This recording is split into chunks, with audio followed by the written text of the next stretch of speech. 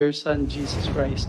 Lord, today we ask for the forgiveness of our sins in words, in thoughts, and in deeds, and wash away our sins with your most precious blood that was shed in Calvary, and allow us to be a channel of blessings to millions of our people, not only in this nation, but around the world.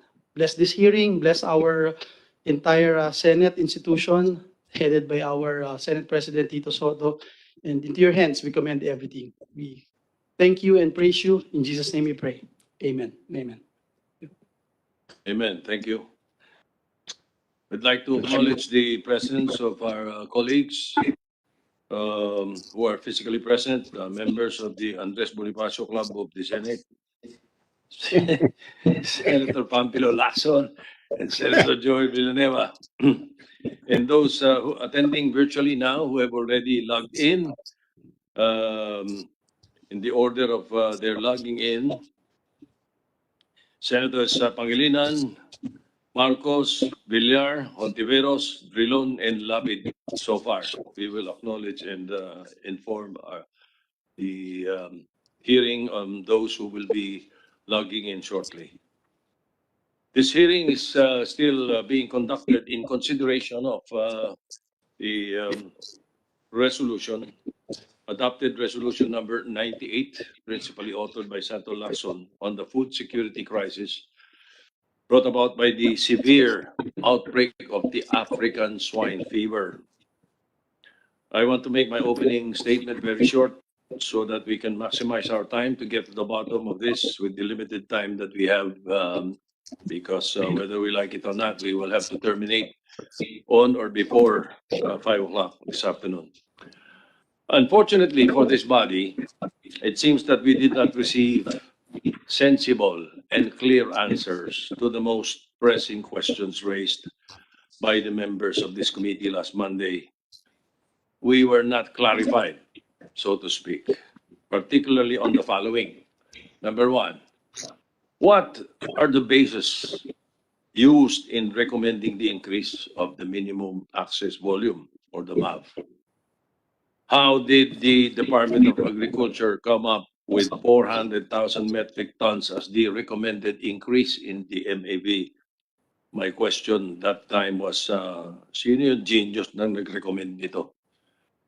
Second, is there really a need to decrease the pork import tariff rate?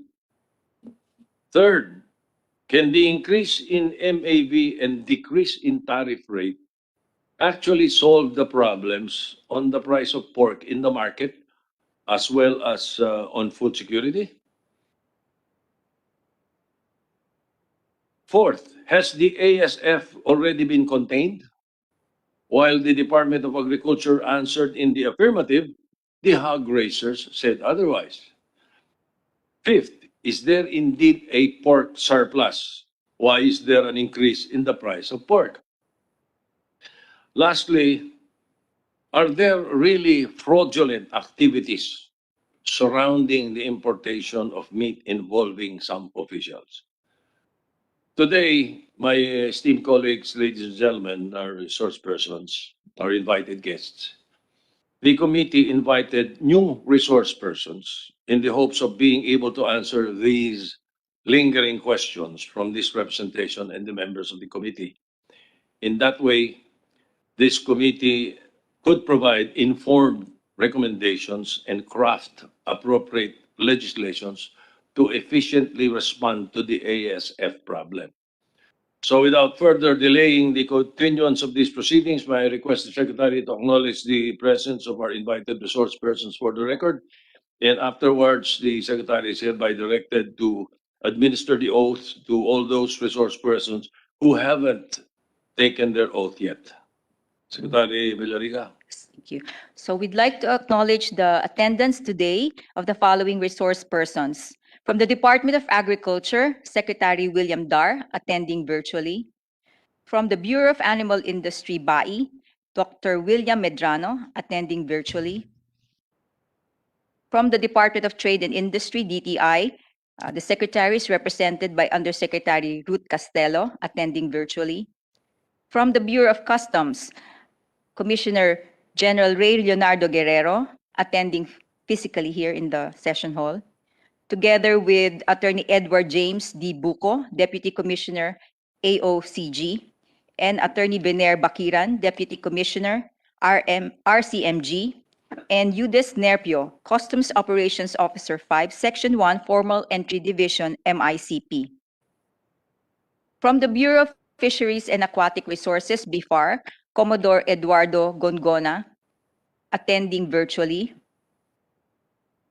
From AGAP Party List, Representative Nicanor Briones, attending virtually. From Cresto, General Jonathan Ablang, attending virtually. From the Samahan ng Industriyang Agrikultura, Mr. Rosendo So, attending virtually.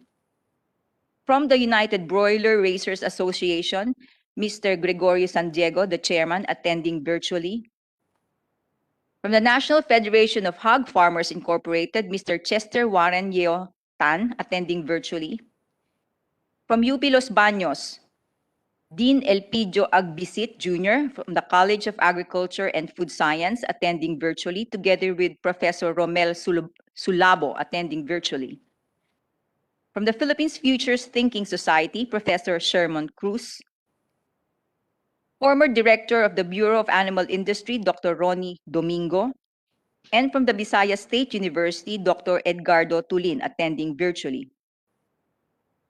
May we request the resource persons who had not previously taken their oath to please rise if you're in the hall, and please raise your right hand.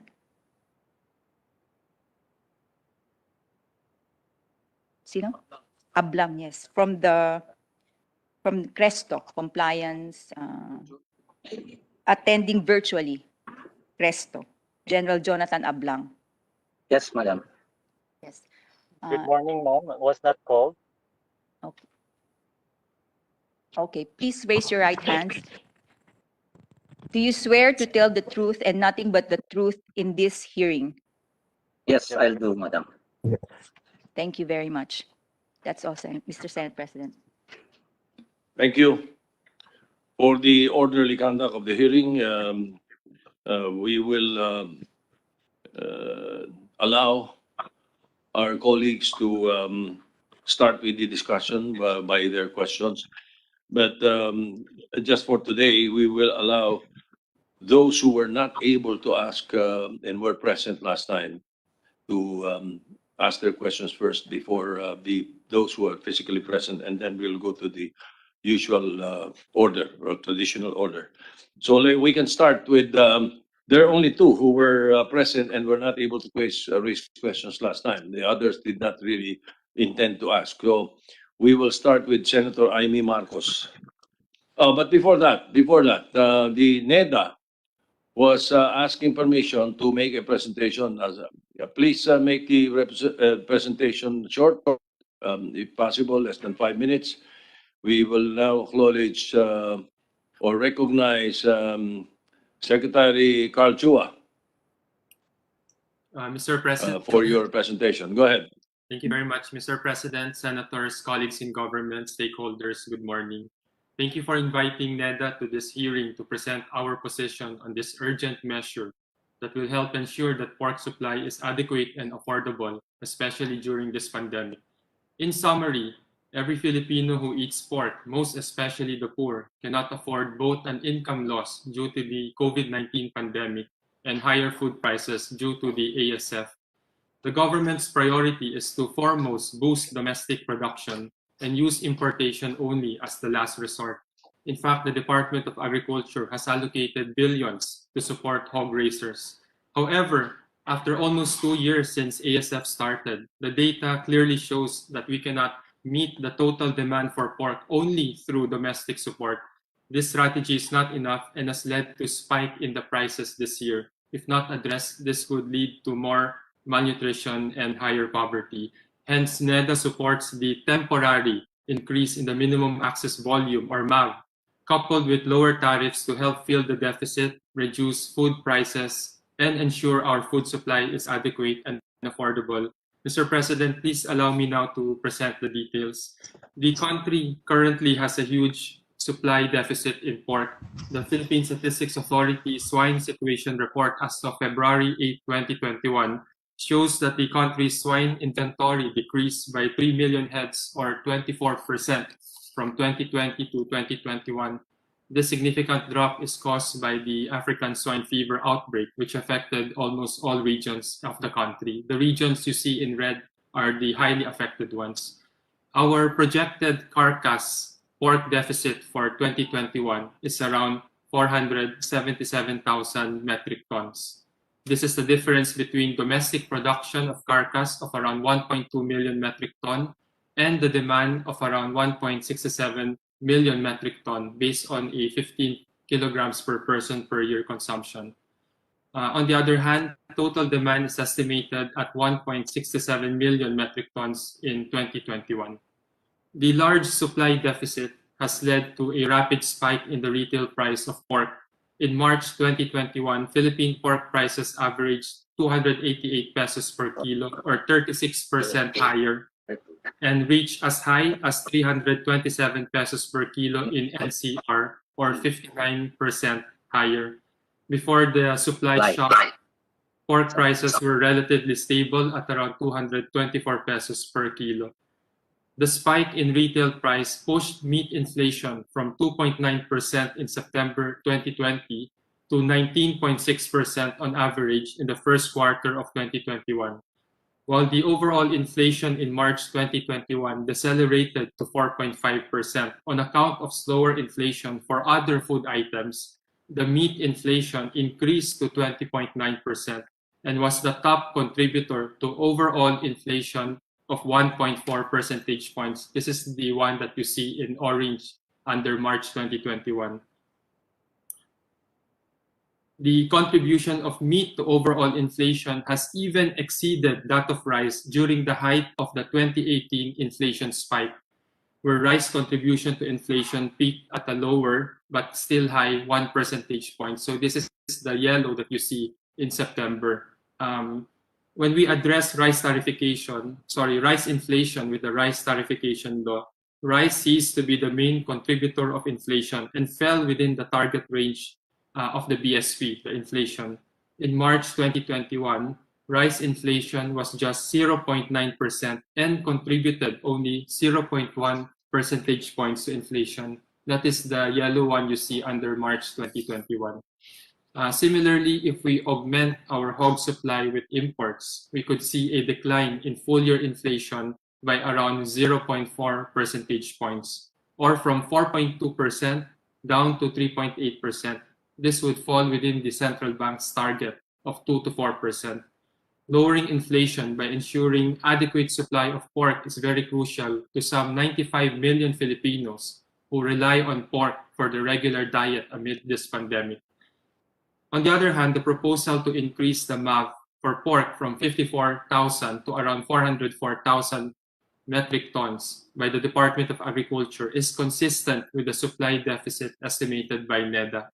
The temporary increase in pork will not kill the local hog industry, as imports would potentially account for up to 22.8% of total consumption. Also, as mentioned by some experts, imports will not flood our market since ASF has also affected hog production of many countries. In addition, the limited cold chain facility in the country serves as a physical barrier to huge importation, since the total capacity is only estimated at around 268,000 metric tons allocated for pork, given the requirements of other commodities. Hence, we think the 404,000 plus metric tons proposed for importation will only gradually enter the country as needed, instead of being imported at the same time, contrary to industry concerns. Finally, the tariff rate for pork also needs to be low enough to help reduce and stabilize retail price. Before the spike in pork price, the normal price of lean pork was around 224 pesos per kilo. If we want retail prices to revert to this level, we also need to lower the tariff rate to complement the increase in MAV for a temporary period. At 30 to 40% tariff, the landed cost of imported pork based on the prevailing price by the Food and Agriculture Organization or FAO is estimated to range between 252 to 267 pesos per kilo. This is way above the normal price of 224 pesos per kilo. Importing at this cost would not lead to lower retail price, which the people badly need now. On the other hand, if we lower the tariff rate temporarily to 5 to 10%, that would lead to lower landed costs of around 215 to 222 pesos per kilo, closer to the pork retail price. Compared to the high end of the pork price ceiling of 350 pesos in March and April, the lower tariff of 5 to 10% can translate to lower retail price by 128 to 135 pesos per kilo. This is exactly what we experience when you pass the rice tariffication law and was implemented. Before the rice tariffication law, the retail price of rice was 46 peso per kilo. When rice imports started to come in, rice prices fell and reached 37 pesos per kilo. We also see improved productivity last year and increased variety and quality of rice. To conclude, Mr. President, we need to help domestic producers recover from ASF. We also need to help 95 million consumers of pork by reducing tariff and increasing the MAV temporarily to help fill the deficit, reduce food prices, and ensure our food supply is adequate and affordable so that we can prevent higher malnutrition and poverty. We hope, Mr. President, this information helps clarify some of the issues raised against the President's decision to lower the tariff on pork and to propose the increase in the MAV. Maraming salamat po. Thank you. Thank you, Secretary Chua. Please hang on because I'm sure there will be many questions from our colleagues on the subject matter that you presented. So let's start with the discussion. We now give the floor to Senator Aimee Marcos. Yes, thank you very Senator much. Marcos, you have 10 minutes. Yes, thank you very much, Mr. President, and apologies for my inability to take my slot in the last session, in the last committee of the whole hearing. May I focus on inspections? The reason being that RA 10611, or the Food Safety Act, is very specific and detailed in its effort to guarantee food safety for all Filipinos. Ang pakiwari natin, yung ASF nanggaling po sa imported pork na ginamit ng hotel at pagkatapos noon naging swill ng iba't iba nating mga backyard farmers. Ngayon, babalik na naman tayo sa inspeksyon sapagkat ang pagkaalam natin, talagang hindi nag-i-inspect ayon sa batas yung ating DA, BOC at pati na rin yung DOH. So I would like to inquire, because this has come up in so many committee hearings, about the admission of the DA, that in fact, no inspection at all is conducted at the first border, and that in fact, it is merely the BOC that checks documents. May we hear from the DA, please? Mr. Senate President and Senator. Yes, this is we take exception to what have been said by Senator Aimee na hindi po nag-i-inspect ang DA sa first border inspection.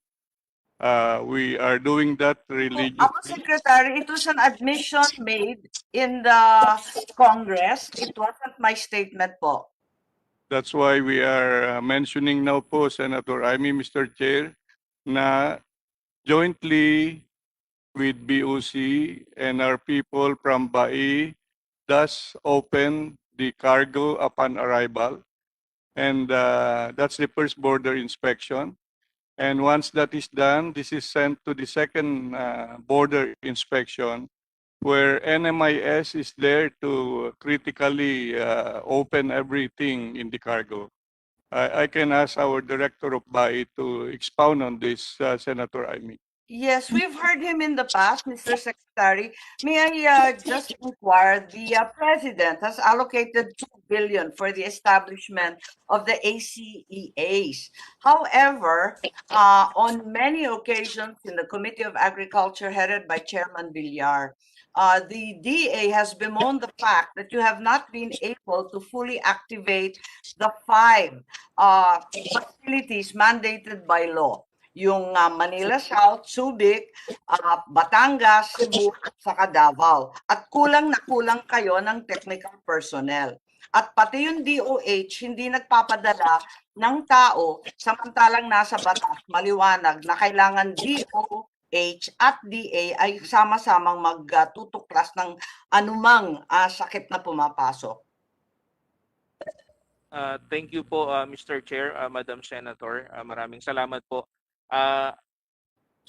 This is Dr. Morales po from the Bureau of Animal Industry. Yes.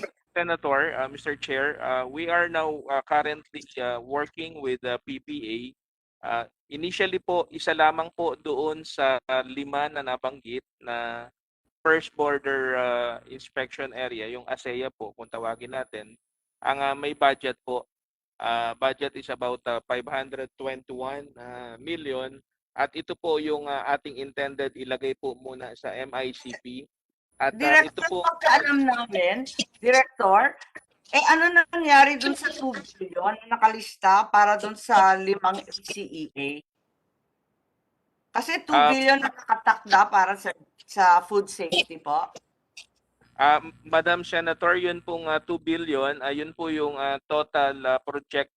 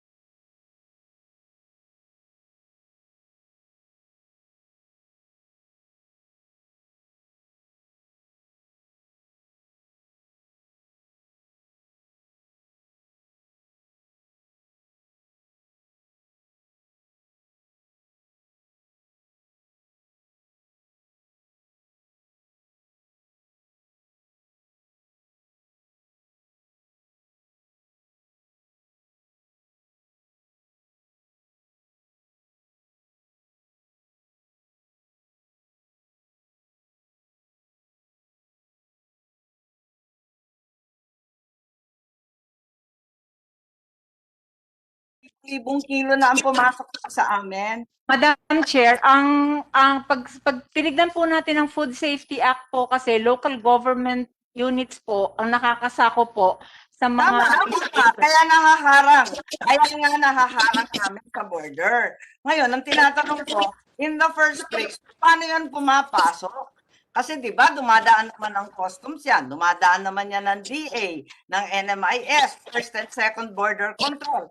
Ang daming dinadaanan bago lumagpak sa local government. Ba't ang dami pa rin nadadakip sa border ng mga probinsya? Madam Chair, ang karamihan po dito sa online selling po ay local pork po. Yung hindi po nila binibenta lahat sa wet market ay ino-online sell po nila kasi naging... Well, yung iba local, yung iba pakiwari namin na frozen from overseas. Okay, yung local, anong proseso sa online selling? Halimbawa galing sa Bulacan, aakyat ng norte, paano ang sistema po? Actually, Madam Chair, we issue a meat inspection certificate po for those going to provinces outside of the destination area po nila. Halimbawa po, kinatay po... Ano nalalaman? Online naman yon. It's only between the buyer and the seller and the platform. Pagka po kinatay po sila sa accredited po namin ng mga slaughterhouses, nag-i-issue po kami ng meat inspection certificate. Yung pong halimbawa po, inilabas po nila outside of sa wet markets po, dinala po nila sa online, ay provided pumasok po sila sa accredited slaughterhouse, na inspection po namin yun, Madam Chair. Oo, Director, pag nakita ninyo yung online, wala naman nakatatak doon na inspect, may certificate, wala namang ganun. Basta bumibili na lang silang kung saan galing, kung saan mura, kung may stock. Wala naman certificate doon at wala naman... Have you taken down any sites? Madam Chair, pag hindi po kasi sila dumaan sa accredited na slaughterhouse, hindi po kasi namin sila wala po kaming control over them. Ang minimension ko po kanina ay yung pong nasasakupan po namin. Na-encourage po kasi ngayon yung online selling gawa ng ayaw na nga pong lumabas ng mga tao because of fear of COVID. Pero yun pong mga ganon, Madam Chair, nakikipagtulungan po kami sa local government units kasi sila po talaga yung mismong nakakasad. Pero hindi ito issue ng local government. Nakipag-ugnayan na ba kayo sa mga online platforms, ang karamihan, Shopee, Lazada, sa mga shoppingera, alam namin lahat yun. Abay, nakipag-ugnayan na ba kayo kasi wala naman kayong tinitake down kahit ilang beses na ito nahuli ng iba't ibang LGU? Ma'am, yung mga na-mention niyo po mga online sellers, nakipag-coordinate na po kami doon in terms of yung selling po ng Okay, how many sites have you taken down? How many sellers have you actually prohibited from selling? Sir, Madam Chair, yung po mga kilala po talaga yung Lazada, Shopee, pero yung unang-una po, Madam Chair, wala po talagang registry ng mga online sellers. You have not taken down any.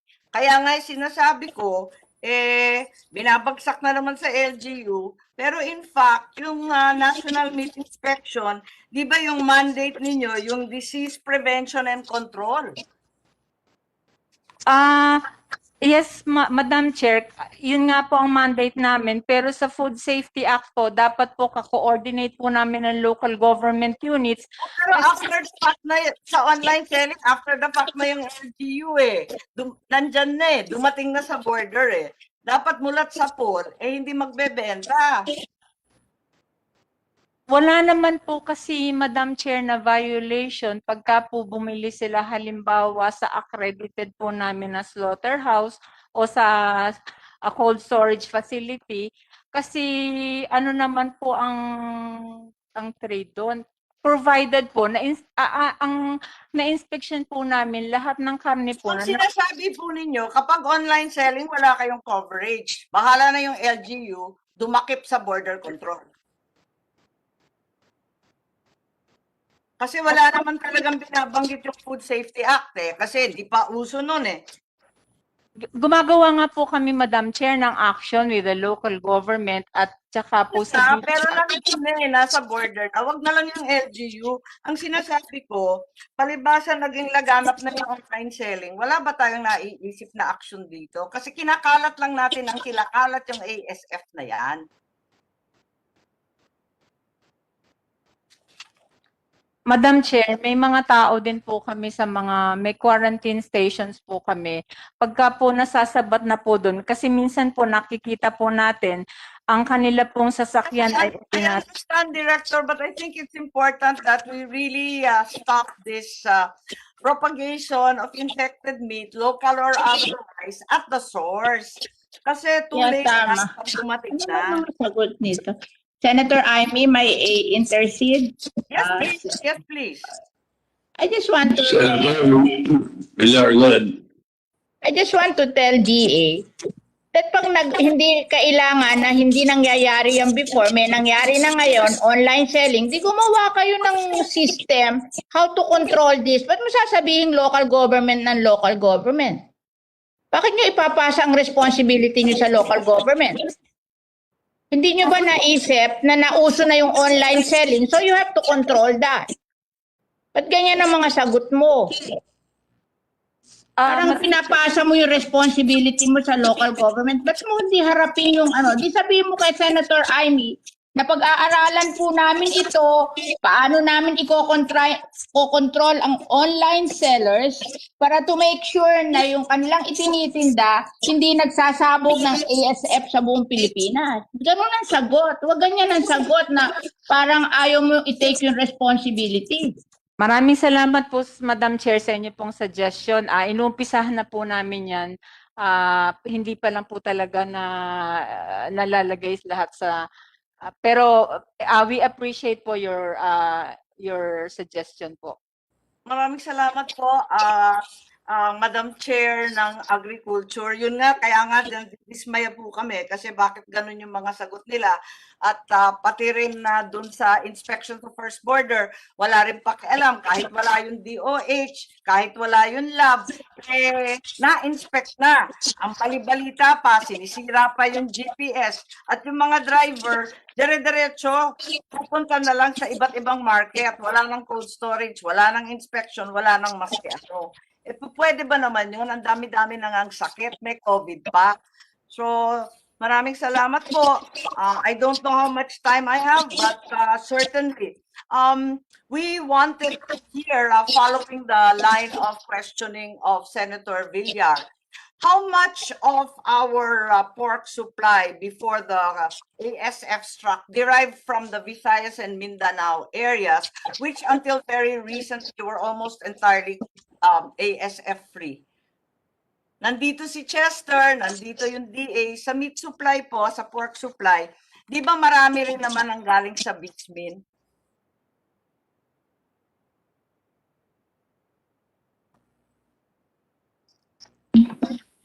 Who will respond? Yeah. What's the percentage of the total supply that derived from Bixmin? Kasi 90% intact yung Bixmin noon eh. Nung nag-umpisa, intact naman yung Bixmin. At ang iniiyak ng mga hog raisers ng Mindanao, halimbawa sa Jensen, tulungan lang sila sa transport na dalhin sa NCR. Pero hindi naman po nangyari.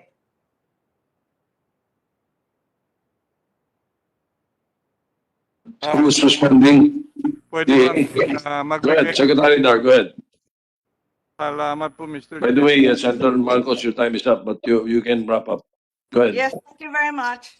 Opo, ang karamihan po na itong na-mobilize po natin during this last more than 2 months na ay karamihan pa rin galing dito sa Calabarzon, followed by Mimarupa and Region 6, pang-apat ang Mindanao. Yun po ang datos po natin. Yes, that's correct. Mr. President, I'd like to wrap up, but inform you that your other home province, Cebu po, yung local pork nananatili sa 100 to 200 pesos yung prime cut. Nag-check ako kaninang umaga, ganun din sa Kapan. Ibig sabihin, may local pork pa rin nananatili. At 90% intact, free of ASF ang Visayas at Mindanao. Kung bakit knee-jerk response lamang ang mag-import, ano ba namang tulungan yung Jensen, yung Bukidnon, at yung iba't iba pang mga lokal na ASF-free areas, tulungan sa mga dinadaig nila, iiyak nila na shipping cost, biosecurity measures, konting tulong sa kanilang mga tauhan, may COVID na, may ASF testing pa, yun ang talagang kinakailangan bago muna mag-support. Yun lang po. Thank you very much for my time. Thank you, Senator Aimee Marcos, and I hope your suggestions, together with the suggestions of Senator Villar, Senator Pangilinan, be well taken by the Department of Agriculture. We now recognize Senator Pampilo Lacson, the principal author of the resolution that started this committee of the whole hearing. Senator Lacson, you're recognized. Thank you, Mr. President. This is for NEDA.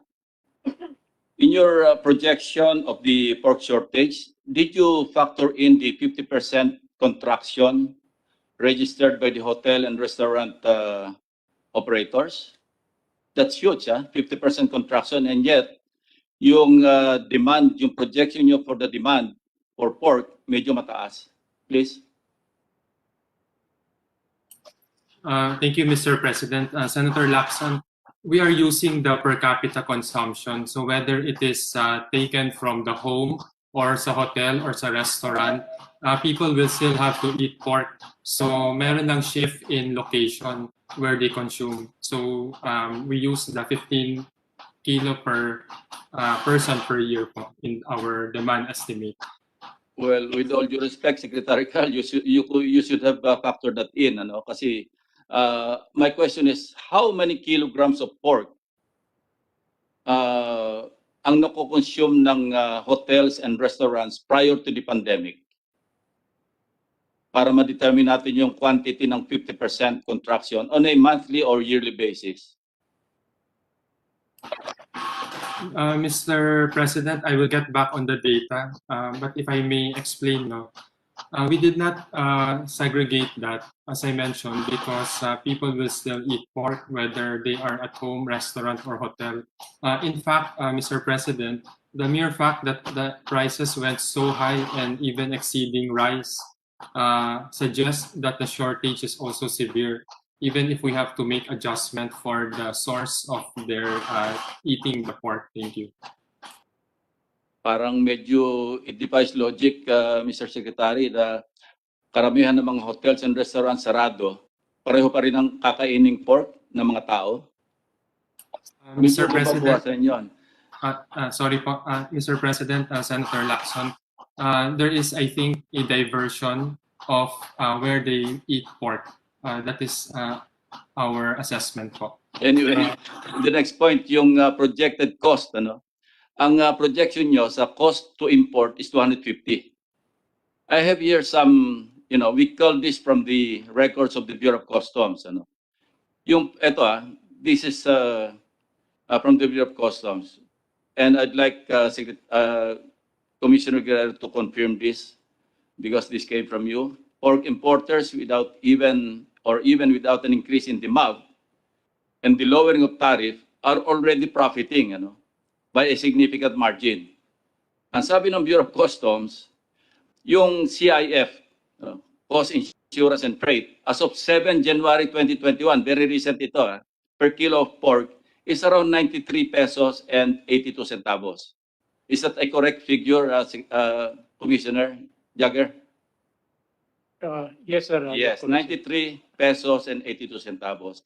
After the imposition of 30%, or even 40% tariff, yung cost ng storage, approximate importer markup of 40 pesos and retail margin, pork should retail at 206 pesos and 36 centavos at 30% tariff and 217 pesos and 62 centavos at 40% tariff in the market. So yung pork, ngayon, nag-400 na nga, pero it used to be at 340 yung Kasim at saka 380 do sa Liempo. So, ang profit nila, more than 100 pesos pa rin. So, if we lower the tariff from 30 to 5, you can just imagine the profit or the margin of profit ng mga importers or even retailers. Secretary Carl? Mr. President, Senator Lacson, I'm not sure about the data that is being quoted, but I'm using, Senator, yung world price that the FAO has provided, and we adjust that for all the conversion to peso, the tariff, the port to cold storage, the margins. That is the basis of our price analysis and the impact on inflation. If there are concerns about the various prices used, I think we can address that directly by auditing or checking the root cause of the problem. Well, I would suggest that you synchronize your records with the Bureau of Customs because they're the ones on the ground and meron silang actual study or actual experience sa pag-compute dito. So anyway, Mr. President, I'd like to ask if Undersecretary Ablang is present. I'm present, sir.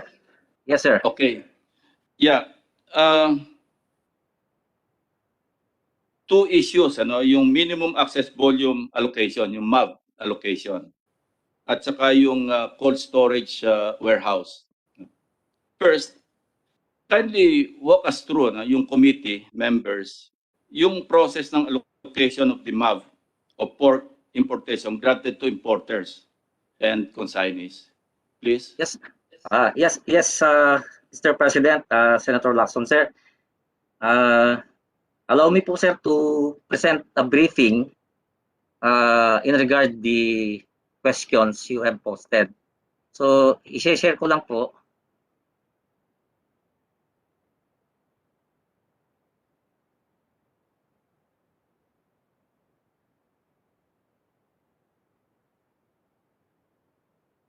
So, Mr. Senate President, the Honorable Vicente Soto III, the author of PSR number 665, Honorable Senator Panfilo Lacson, other honorable members of this august body, all attendees to the Senate Committee of the whole meeting, magandang umaga po sa ating lahat. At the onset, please allow me to extend my sincerest apology for not being able to attend the first meeting last April 12, as my health condition on that day forbade me to do so. Please further allow me to give my manifestations or rebuttals to some of the claims or replies of resource persons on the earlier presentation rendered by my deputy head, retired Colonel Pedro Sanchez. On Dr. Domingo's claim that CRESO does not understand the issued bonds, the wordings of the issued bonds are very succinct and clear, and that it needs no high skyrocket knowledge to understand the same.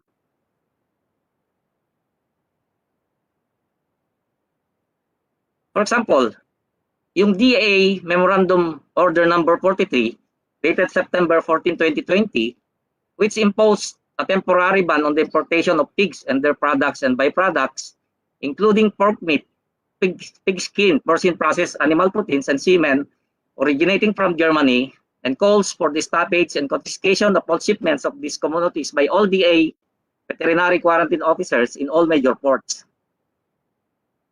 It seems Dr. Domingo, who seems not to understand the ban, as he absurdly justified the entry of porcine meal into the country after the issuance of this ban that only covers meat product intended for human consumption. Through his veterinary quarantine officer, he allowed Pan Asia, one among the importers of porcine meal, in entering into the country 27 TEUs of porcine meal after the ban was issued, stopping the entry of the same. Ito po yung subject ng aming ipinail na kaso against kay Dr. Domingo and Dr. Kilang to prove kung sino po yung hindi nakakaintindi sa wordings ng ban. On Dr. Domingo's claim that he delegated his authority in approving VCQ or Veterinary Quarantine Certificate Clearance or SPSS clearance for the importation of meat products, hence he is not responsible in the issuance of spurious BQC or SPS clearances. The delegation of his authority in approving SPS clearance for the importation of meat products to his assistants is outright illegal. He violated Section 3, Paragraph 3 of DAAO 26, Series of 2005, which mandates that BAI shall approve the application within 5 working days, etc., and that the approved BQC shall contain the BAI seal and the BAI signature of the BAI director. So I'd like to show to you po, sir, kung ilan po ang na-issue ni BAI using, or rather signed by the assistant directors. Tatlo po ang assistant directors na pumirma dito. Nagtototal po ito ng 1,251 spurious SPS ICs issued by BAI na hindi po si director ang pumirma. So clearly, si Dr. Domingo and his assistant directors violated with premeditation DAAO number 26, series of 2005, in so many instances, as cited 1,251 involving 8 companies as per record. Dr. Domingo cannot share responsibility, accountability, and liability in the issuance of numerous spurious SPS clearance with an illegal act. By the way po, one of the BAI former assistant directors na pumirma po sa mga SPSIC na to, si Dr. Jocelyn Salvador, is now the new NIMIS director, executive director, and MAB director. Again, on the claim on Dr. Jocelyn Salvador's claim that they did not issue SPS clearance with defunct CSW as final destination, Yung pong mga in-explain ni Dr. Moran. General Blanc, sorry, Sir. before we proceed to the CSW issue, ang tanong ko lang, inaalaw ba ng yung practice na yung importers with awarded MAB quota na pwedeng i-share o kaya ibenta? O i-apportion yung allotted MAB nila na hindi magamit?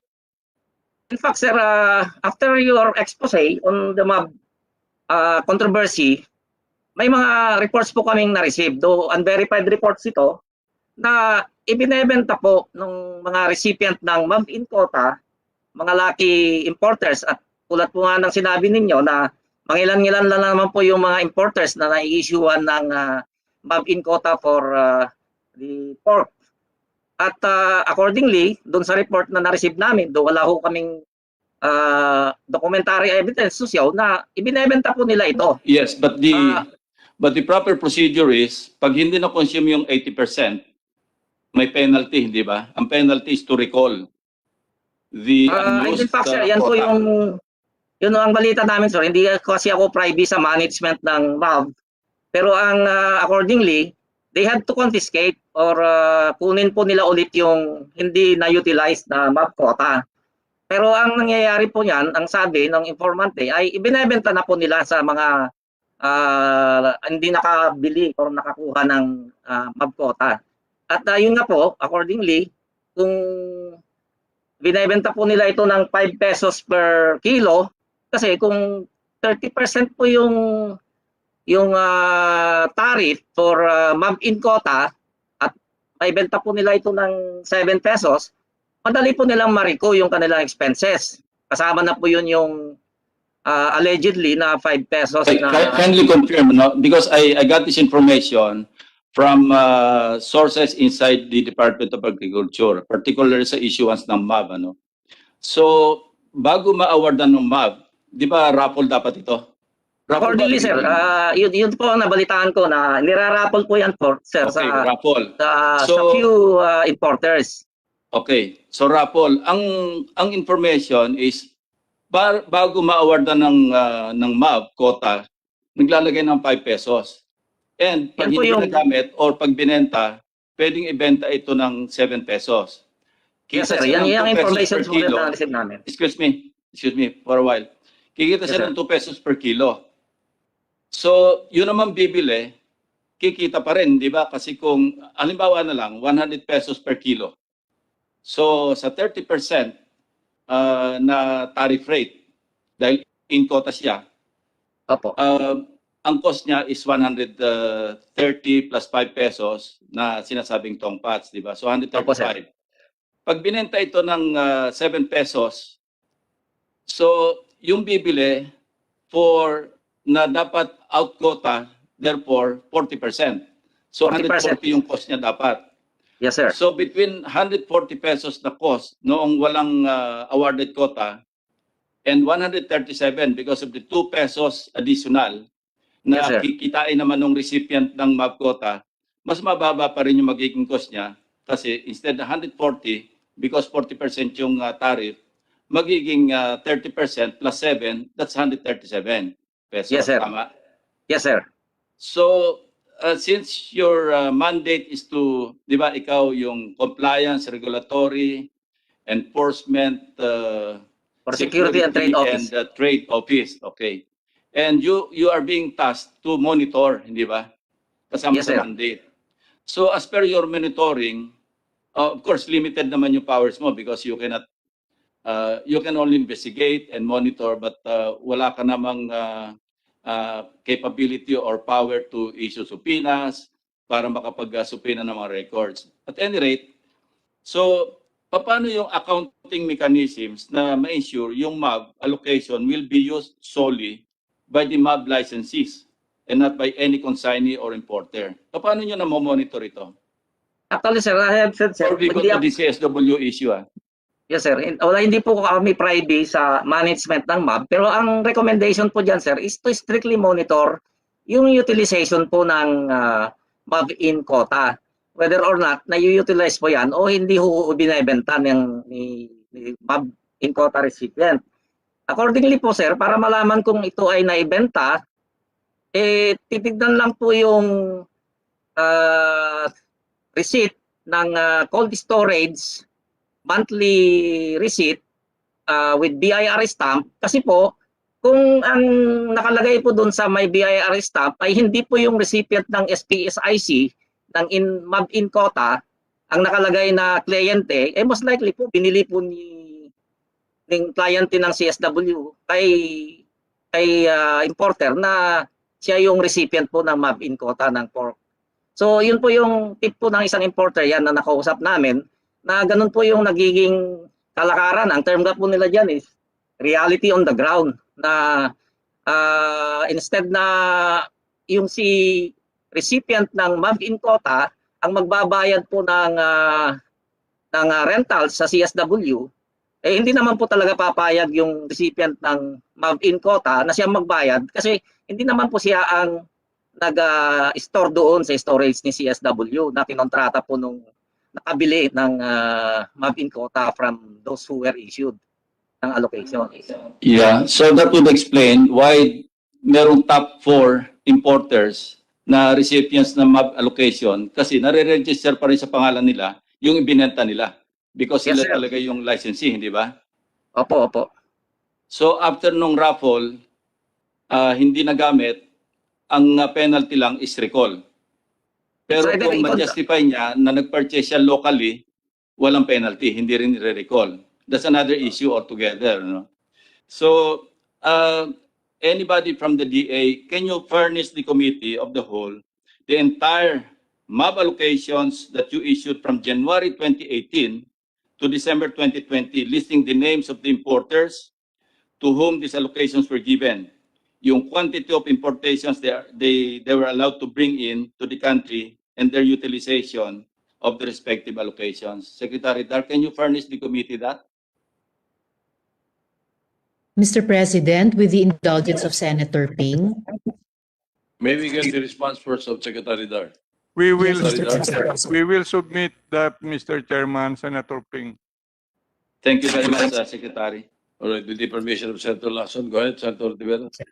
Salamat, Mr. President. Salamat, Sen Ping. I share the urgency of Sen Ping at yung kahalagahan ng tanong nila tungkol sa volume ng MAV allocation issued ng DA sa importers at sino yung mga importers na ito. Dahil tingin ko po, Mr. President, dapat mag-match talaga yung mga MAV na yan at saka yung volume of imports. Dahil po kung hindi nagma-match, dun po talaga pwedeng tukuyin kung saan pumapasok yung mga smuggled meat products. For the record, Mr. President. Salamat po, Mr. President. Salamat po, Sen Ping. All right, thank you. Continue, Senator Lacson. Thank you. Would you like to comment, Undersecretary Ablang? Sir, can I just continue with my briefing, sir? Sige. If I may begin allowed. So, Yeah, ito please. po, sir. Itong naipapakita ko ngayon, sir. Ito yung sample ng SPSIC na inisyu po ni Dr. Salvador. So yung claim po niya na hindi na sila nag-i-issue ng SPS clearance with defunct CSW final destination ay mukhang hindi ho totoo. So as makita niyo po, andyan yung SPSIC number, na-issue po ito noong May 17, 2019. So many months after defunct na po yung BFL2. So na-issue po ito kay Sebastian Corporation. Ang tanong po, kasi one among the due diligence na dapat gagawin ni BAI or any FSRA, that is, tanungin kung meron hong contract list between yung BFL2 at saka si Sebastian Corporation.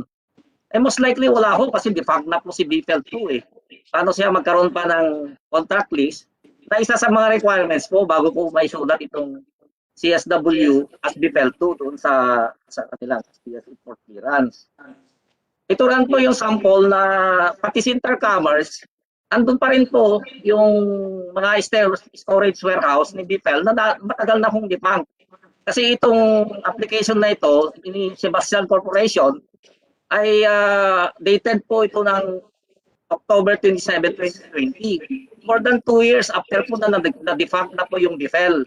So ito, import clearance to BAI. Application po ito, ang nag-a-approve po dito yung BAI. Ito naman po yung sinasabi nyo kanina na first border at sa second. Sorry, Ablang, just to refresh, Mr. President, just to refresh our memory, nung nag-testify si Colonel Sanchez, sinabi niya na yung BPhil 1 and BPhil 2. There are actually 4, ano? BPhil 1, BPhil 2, BPhil 3. Meron pa yung BPhil Davao. Okay. Yung BPhil 2, na-debunk na ito as of, I think, October 2018. October 2018, sir. Okay. So, hindi na po pwedeng ma-register as cold storage warehouse yung BPhil 2 noong 2019, August, ano ba yung 8, July? O August 8, 2019. Imposible because non-existent na ito. Dapat ito, kung sakali, ma-register na ito doon sa new owner or new name, which is IC Point. Tama? Yes, sir. But still, as per your records of being shown on the screen, naka-storage pa ito rin dapat doon sa BPhil 2 na hindi na existing. So please continue. So ito po yung proof, sir. Kasi itong the veterinary quarantine inspection and laboratory certificate, ini-issue po to ng both ng 𝘬𝙗 at saka NIMIS. Yung upper portion po, ito yung portion po ng 𝘬𝙗 ng veterinary quarantine officer sa MICP2. By then, dumating po tong shipment na to, covering po yung the same SPSIC as I said earlier, dumating po sa MICP2 ng July 28, 2019. Ang nakalagay pa rin pong cold storage ng NIMIS ay cold storage BPhil 2. At ang nakalagay po na supposedly na signatory ay si 𝑘𝙧𝙤𝙤𝙤𝙤. Doon po naman sa portion ng NIMIS, yung lower portion, by the way, yung upper portion po, ito yung sinasabi na first border inspection report. Ito ito kasi yung term po ng NIMIS or ng MIT. Unlike doon sa BPAR po, yan po yung sinasabi nilang ERFI or Electronic Request for Inspection. Yung lower portion po, ito naman po yung DABIR or DA Border Inspection Report. So isinertify po nung meat inspector na si Ms. Jocelyn Bautista na pumasok po sa cold storage ng BPhil 2 itong shipment na to noong August 8, 2019. At nag-inspect po sila ng August 8, 2019. Ang tanong po, kung pwede yung sanang tanongin yung may-ari ng IC Point na dating BPhil 2, ipinasok po ba talaga sa kanyang cold storage itong shipment na to? At kung nag-conduct po talaga ng inspection yung NIMIS Meat Control Officer. Kasi po, kung ang sagot po ni Mr. Glenn Ignacio na siya yung General Manager ng IC Point ngayon, ay oo, nag-violate siya ng batas kasi hindi po siya yung authorized na CSW na pagdalhan nitong shipment na to. Pag ang sagot naman po ay hindi sila nag-inspect, most likely nagsisinungaling po yung mga nag-accomplish ito. Ang nakapagtaka po, wala hong signature itong dalawa na ito, si 𝑘𝙧𝙤𝙤𝙤𝙤 at saka si Jocelyn Bautista. So ang aming haka-haka dito ay para magkaroon pa rin po ng deniability na nagkaroon sila ng issue. Again, sorry, General Blanc, ano? Yes, sir. I assume that you have some investigative skills to find out all these things, ano? So ang tanong ko is, what could be the possible end game or intended end game para mag-issue ng LTO, license to operate, doon sa firm BPhil 2, which is no longer in existence? So dahil na-rename na ito na IC Point. Anong posibleng part ng modus operandi para mag-issue pa rin ng LTO at saka yung import clearance, yung ano yung ini-issue na isa? What's the other? SPSIC, sir, yung import clearance. Yeah, SPSIC, kasi kailangan itong dokumento nito. What could be the possible or intended endgame? Well, it's just a matter of strictly implementing yung mga policies, sir. Kasi existing naman yung mga policies at saka conduct ng due diligence.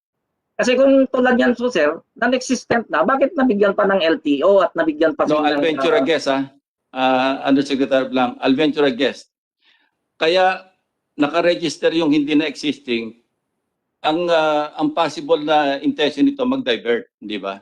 Kasi sa halip na pumasok sa IC Point, which is the new registered corporation na dapat doon dadalhin, ang binigyan ng accreditation or license to operate, yung BPhil 2 pa rin na hindi na existing. So hindi na ito ma-account doon sa IC Point.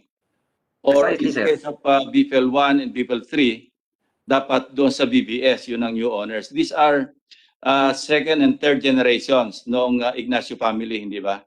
Yes, sir.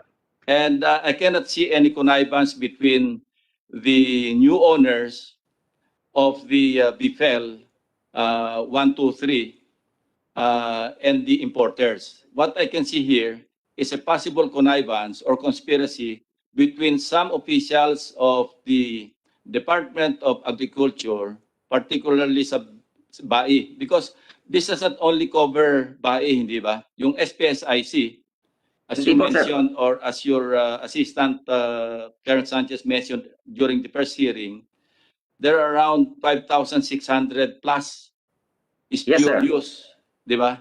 Yes, sir. That cut across the different FSRAs. Ayan. Ang mga na-issue ng lahat-lahat dito, ang sa Bureau of Plant Industry, number of companies 25, ang total 2,234. No? Ito yung mga spurious. BIFAR, tapos BAI, ang total niyan, 60 companies, 5,647. So, anong posibleng nawala sa gobyerno dito, Undersecretary Ablang?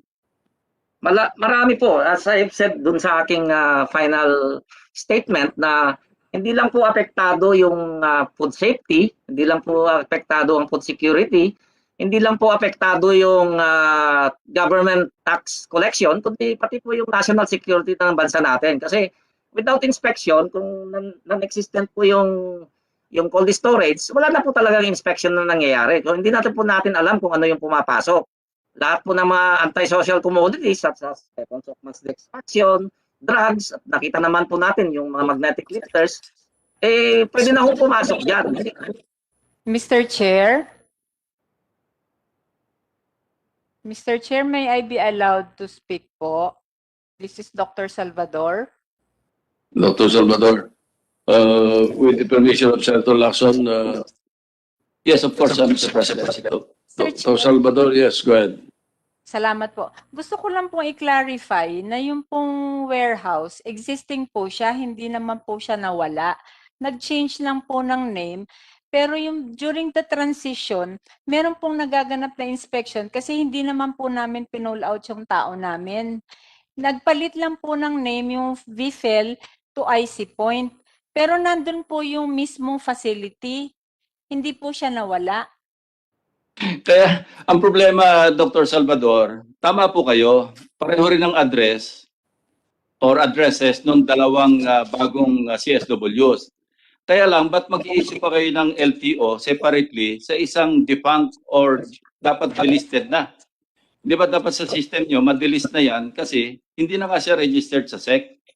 Kasi may bago na siyang pangalan and simultaneously, the department or the officials concerned keep on issuing LTO, license to operate, saka accreditation, do sa both isang non-existing na at saka newly existing CSW or CSWs. Hindi po may anomalya yun?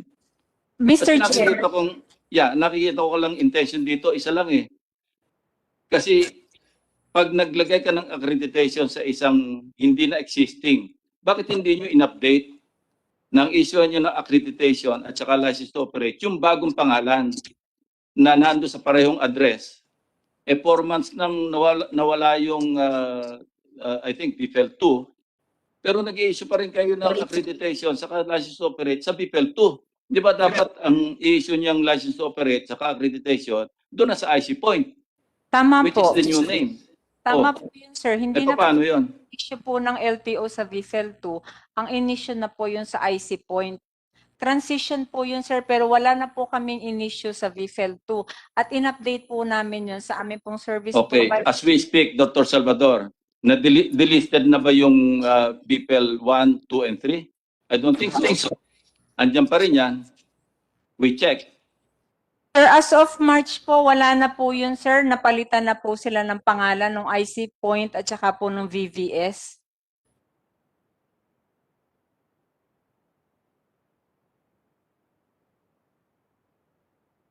Yes, please continue, Undersecretary Ablang.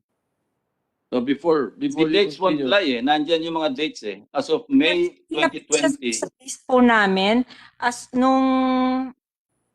ah, as of March po, 19, 2021, wala na po siya sa list po namin sa Intercommerce po. okay, assuming we're not talking of March 2021, we're talking of yung October 2018 na dapat delisted na. But you kept issuing LTOs and accreditation hanggang sa May 2020. Di ba? Ang layo na nung 2018 sa 2020. Ayan, no? Completed trips. In fact, yesterday, I requested the Bureau of Customs, si Commissioner Guerrero, to inspect actually yung IC point at saka yung BBS, just to see for ourselves kung magtatama yung lahat ng pumasok doon, yung merong tinatawag na RP, di ba? At saka yung DABIR, yung mga documents na kailangan. And my staff, right now as we speak, they continue to analyze the documents that we got from the Bureau of Customs. And I'm sure may mga discrepancies dyan. Ito yung mga kalokohan kasi na dapat i-correct natin, Dr. Salvador. And in fairness to General Ablang here, he did his homework and he did his own investigation. So with that, please continue, Undersecretary Ablang. before you continue, just a manifestation for the record. Yung klase ng manifestation na ginagawa at sinasabi ni General Ablang, on issue of food safety and national security, abay yung pinagbibintangan nilang galing daw yung ASF sa mga pasalubong, barya yun. Ito, hindi nyo na monitor. Libo-libo to. Kaya tigilan nyo na yung sasabi na sa pasalubong dumating yung ASF at kung sino dapat pagbintangan. Ito, malinaw ito. Matindi, sabit nyo. Go ahead, General Ablang.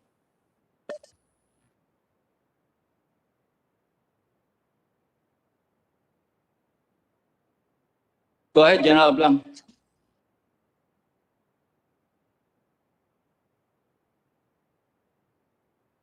Baka nakamute ka.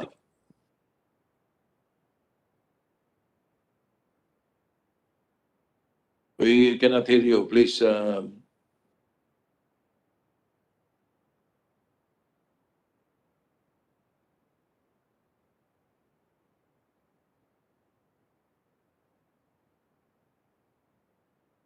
Can we please, the DP, please check the signals? Nakamute nga siya.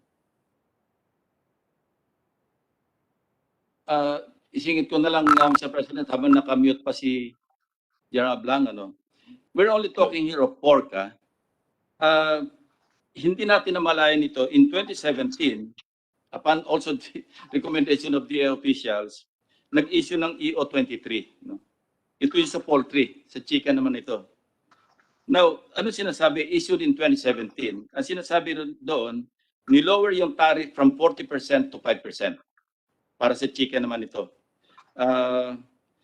Yung sa mechanically deboned meat, ito yung tinatawag na MDM. Ang tariff rates from 40% to 5%. Now, in 2019, EO82, in-expand yung coverage, sinama na yung frozen chicken. Okay. Tapos, nag-issue pa ng another EO, 123, in-extend pa kasi yung EO23 dapat hanggang 2021. But ito, in-extend pa ito hanggang, I think, 2022. Yung 40 to 5%. Na isinama pa yung frozen meat ng chicken. So, hindi lamang pork ang pag-usapan natin, Mr. President. Anyway, ang poultry, ang Philippine poultry sector, as we can see from the records also, nagre-register sila ng annual growth. Meron sila, laging abante sila. And yet, nag-issue pa rin ito para, para patayin yung poultry industry. Bakit kaya i-lower mo yung tariff from 40% to 5% under the DEOs that I mentioned, Mr. President? General Ablang, are you already... Yes, sir. Okay. Please continue, Just for the record, because the time of Senator Lacson is up, but Senator Lapid has given his 5 minutes to Senator Lacson. So you may continue because of the importance of the topic being exposed. You go ahead, General Blanc. Yes, sir. Since the SPSIC issued or approved by Dr. Salvador and two others are invalid, technically all shipments covered by this SPSIC are considered smuggled. So as I was telling, sir, there was no inspection done whatsoever at the CSW. Is non-existent. Hence, it is not only the food security as I've mentioned, pati na po yung national security natin ay at risk. Doon naman po sa claim ni BOC Commissioner that all agri-fishery products, imports are subject to X-ray, mukhang wala akong katotohanan ito kasi yung former commissioner ni 𝘾𝙗𝙁 ng BOC said in sometime in October 2020 sa Sunny Star Philippines na only 16% can be accommodated by the present X-ray machine in BOC. And considering that there were at least 10,000 minimum containers every day, what the BOC need to procure is an X-ray that can accommodate this capacity daily. So, yung statement na ito ni former BOC Commissioner Paedlon ay kinonfirm po ito ng current BOC Deputy IG Brigadier General Raniel Ramiro during a meeting with NICA officials sometime last year. Out of the estimated total 10,000 container vans or TEUs arriving in our major ports on a daily basis, accordingly, about 30% are AF products which translate to 3,000 TEUs daily. So base po sa experience namin, it takes more than 2 hours for 2 TEUs to be subjected to X-ray. So experience po namin ito sa Subic sometime noong December 2020 when we conducted operations thereat. Kaya if 1 TEU will consume 1 hour for its X-ray, simple mathematics would tell that it takes 125 days before 3,000 TEUs can be subjected to X-ray. Ngayon, dun sa issue naman po ng question ni Senator Lacson is corruption is included in our fact-finding on the reported misdeclaration or modus operandi of smuggling or misdeclaration of agricultural products.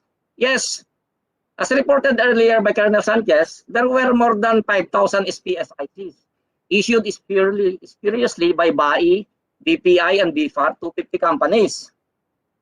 So, napakaklaro po yung provision ng RA 3019 or the Anti-Graft and Corrupt Practices Act, which defines two corrupt practices which squarely fits the issuance of spurious SPSICs, which are, allow me to read, sir, Section 3, Paragraph E of this law, giving any private party any unwarranted benefits, advantage, or preference in the discharge of official, administrative, or judicial function through manifest partiality, evident bad faith, or gross inexcusable negligence.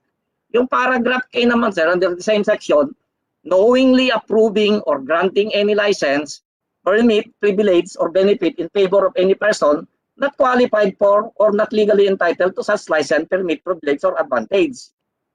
So, ito po yung, as yun kanina, yung more than 5,000. Ito po yung mga companies na inisyuan po ni BPI as listed. So, 1,000. Ito naman po yung mga companies na inisyuan ni BFAR. 2,162 po lahat ang na-issue ni BFAR. At saka, ito naman po yung mga companies na inisyuan ni SPSIC ni 𝘬𝙗. Kung tatanungin nyo po kung saan namin nakuha itong data na to, nabigyan po kami ng username ng Intercommerce. Kaya in Excel form, nandyan po lahat yung mga yan. Kung sino yung nag-issue, kung sino yung na-issuean, at yung kung kailan po na-issue. So since involved the officials gave unwarranted benefits by issuing more than 5,000 spurious SPICs, they commit more than 5,000 counts of corrupt practices punishable by the law. And it seems these are orchestrated and pervasive. Talamak po ito committed by all members of the importation sector, both by the regulatory agencies and those regulated ones. Ang tawag na po ng aking abogado, yung pro bono lawyer ko, hindi na po regulatory agencies ang tawag niya sa mga SRCs natin, kundi mga regulatory captures na po ang tawag nila.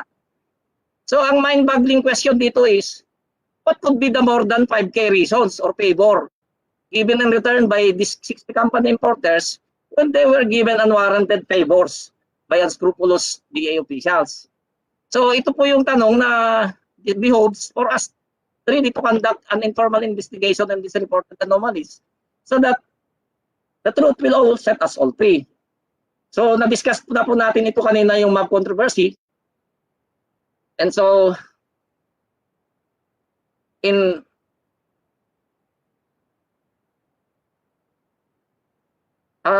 again, as a disclaimer, CRESO has no evidence to prove na yung report about sa mob ay totoo. Pero ang intention ko po in sharing this info is to help prevent the happening of this reported illegal activity in the future. Yun lang po, maraming salamat po sa pagkakataon na binigay para po may paliwanag yung kung ano po yung nangyaring kalakaran sa mga pantalan. Maraming salamat po. Thank you, Undersecretary Ablang. Mr. President, kanina, I was listening to the questioning nina Senator Marcos and Senator Pangilinan about the conduct of inspection at the port of entry. No? Ang sabi ng resource person from the DA, wala. No? Only 10% inspection conducted by BOC and that's it. 90% daw ang gagawin doon sa second border or doon sa cold storage warehouse. Now, doon sa presence ng DOH representatives for the conduct of inspection at saka representatives ng DA, ang sabi rin nila wala. Now, let me invite your attention, Mr. President, distinguished colleagues, doon sa joint DA-DOH Administrative Order 2015-0007 and Rule 12B implementing the Food Safety Act of 2013. Ito sinasabi, Mr. President, imported goods shall undergo cargo inspection and clearance by the DA and DOH at the first point of entry to determine compliance with national regulations. This inspection by the DA and the DOH shall always take place prior to the assessment for tariff and other charges by the BOC. So nauna pa sila dapat, no? And in-admit kanina, walang inspection na ginagawa ng mga sinasabi nating FSRAs, yung mga BAIs, and so forth, yung mga bureaus at the port of entry. At wala ring representative daw yung DOH. Ito, clear violation ito ng Rule 12B noong kanilang administrative order na that finds its roots do sa Food Safety Act of 2013. Now, full inspection will be done at the second border. Yun yung cold storage warehouse. Pero paano tayo makakasigurado na yung importations after being cleared by customs talagang pupunta sa second border? Ito na nga yung sinasabi natin kanina as explained by Undersecretary Ablang na nagdodoble-doble yung letter, yung accreditation saka yung license to operate para ma-divert kasi naka-register dapat dalhin do sa IC point at saka sa BBS pero ang naka-register na accredited yung hindi na existing na BPL 1, 2, 3. So saan napunta yon? Yun ang tanong. Mr. Chair, if I may po, Mr. Chair. Who's this? Mr. Senate President. Please, identify yourself. Dr. Morales po from the Bureau of Animal Industry. Okay, go ahead, Dr. Morales. Mr. Chair, just to qualify po the statement of the good Senator, Senator Lacson, na walang inspection at the port. Sir, meron po inspection at the port ang DA. We again reiterate, may quarantine officers po tayo at kasama ng BOC, tinitingnan po yung veracity ng SPS issued as against the shipment that arrived. And after the inspection, the 10% inspection, Mr. Chair, Senator Lacson, ito po ay isinisil at ngayon po meron din po para masiguro na talagang pupunta yung shipment na yon doon sa designated kasi po nakalagay na rin po sa SPS IC kung saan cold storage ito pupunta. Ang Bureau of Customs po ay naglagay na rin po ng e-track. It can be verified by the good committee. Sandali po, Undersecretary. Gusto ko lang i-confirm muna kina Senators Marcos and Pangilinan kung tama yung sinabi ko as quoted. Nasagot sa kanila noong nagsalita na wala. None ang sagot 10% nga lang daw yung inspection sa first border, di ba? At yung the whole yung inspection ginagawa sa second border. So gusto ko lang kasi kanina lang ito nangyari, sinasabi nyo hindi ganun. Eh yun na nga ang sagot kanina eh. Mr. I'm Chair, just quoting the response given just a while ago, a few minutes ago. yes, Mr. President, we will, with the permission of Go Senator ahead, Senator Lacson. Pangilinan. Yes, we confirm that. We precisely raised the question of bakit 10% lang. At tinanggap na meron silang inspector pero 10% lang dun sa first border. Now, tapos, they further answered, doon sa second border, 90% kino-cover. But sa first border, based on the law, 10% lang ang nai-inspect. Dr. Morales, go ahead. thank you po, Mr. Chair. As confirmed po, meron pong nangyayari na inspection doon sa port of entry.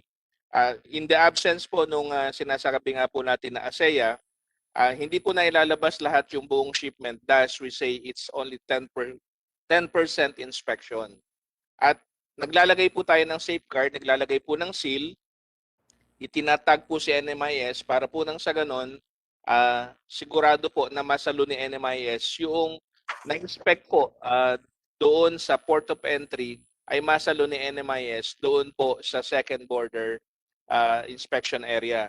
As regards po doon sa sinasabi po ni General Lablang, totoo po siguro I was not with the day yet during that time, but I know the case po, the BFEL, the IC point, there is a confusion in the transition of yung pong pagpapalit na pangalan, but the plant itself, Mr. Chair, is there at kagaya po ng nasabi ni Dr. Salvador, ito po ay hindi natanggalan ng tao, ng inspektor, kaya po pag may dumadating, dun pa rin po itinatag ng BAI si NMIS dahil po yun ang nakalagay po sa SPSIC. It administratively, Mr. Chair, yun po maaaring mali yung pangalan. It's supposed to be napalitan na yung pangalan, but the physical plant itself and the inspection process during this time has continued, Mr. Chair. Thank you very much.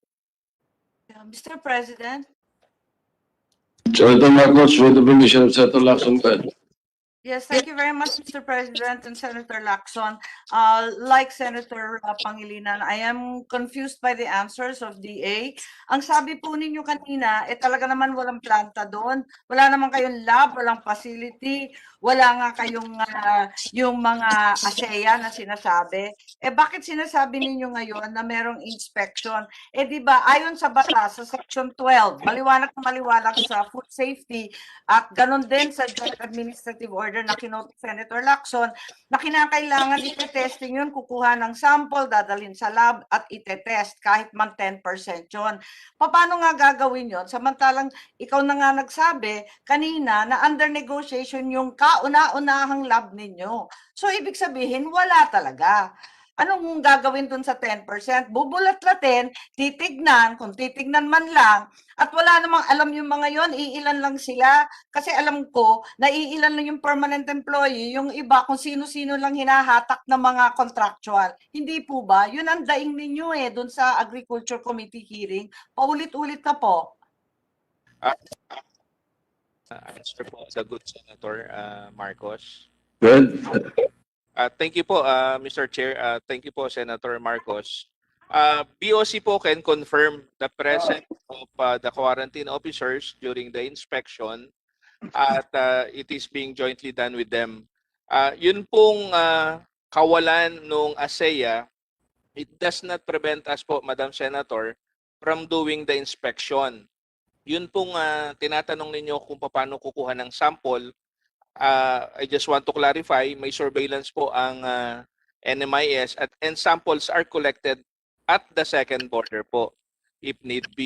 Accordingly po, Madam Senator and Mr. Chair, just want to reiterate po na we are not importing, lahat po nitong legal importation na to, ay nanggagaling po doon sa ating accredited countries wherein meron po tayong prior pre-border accreditation process na napag-agrihan po natin with the exporting countries at ito po ay isinasagawa natin yung accreditation po na yan prior to importation. Yes, we're very familiar with that, Mr. President. May I just read Section 12.2 of RA 10611, which is very, very clear-cut. Inadmit ninyo na 90% or perhaps even more of the inspection is actually occurring at the second border.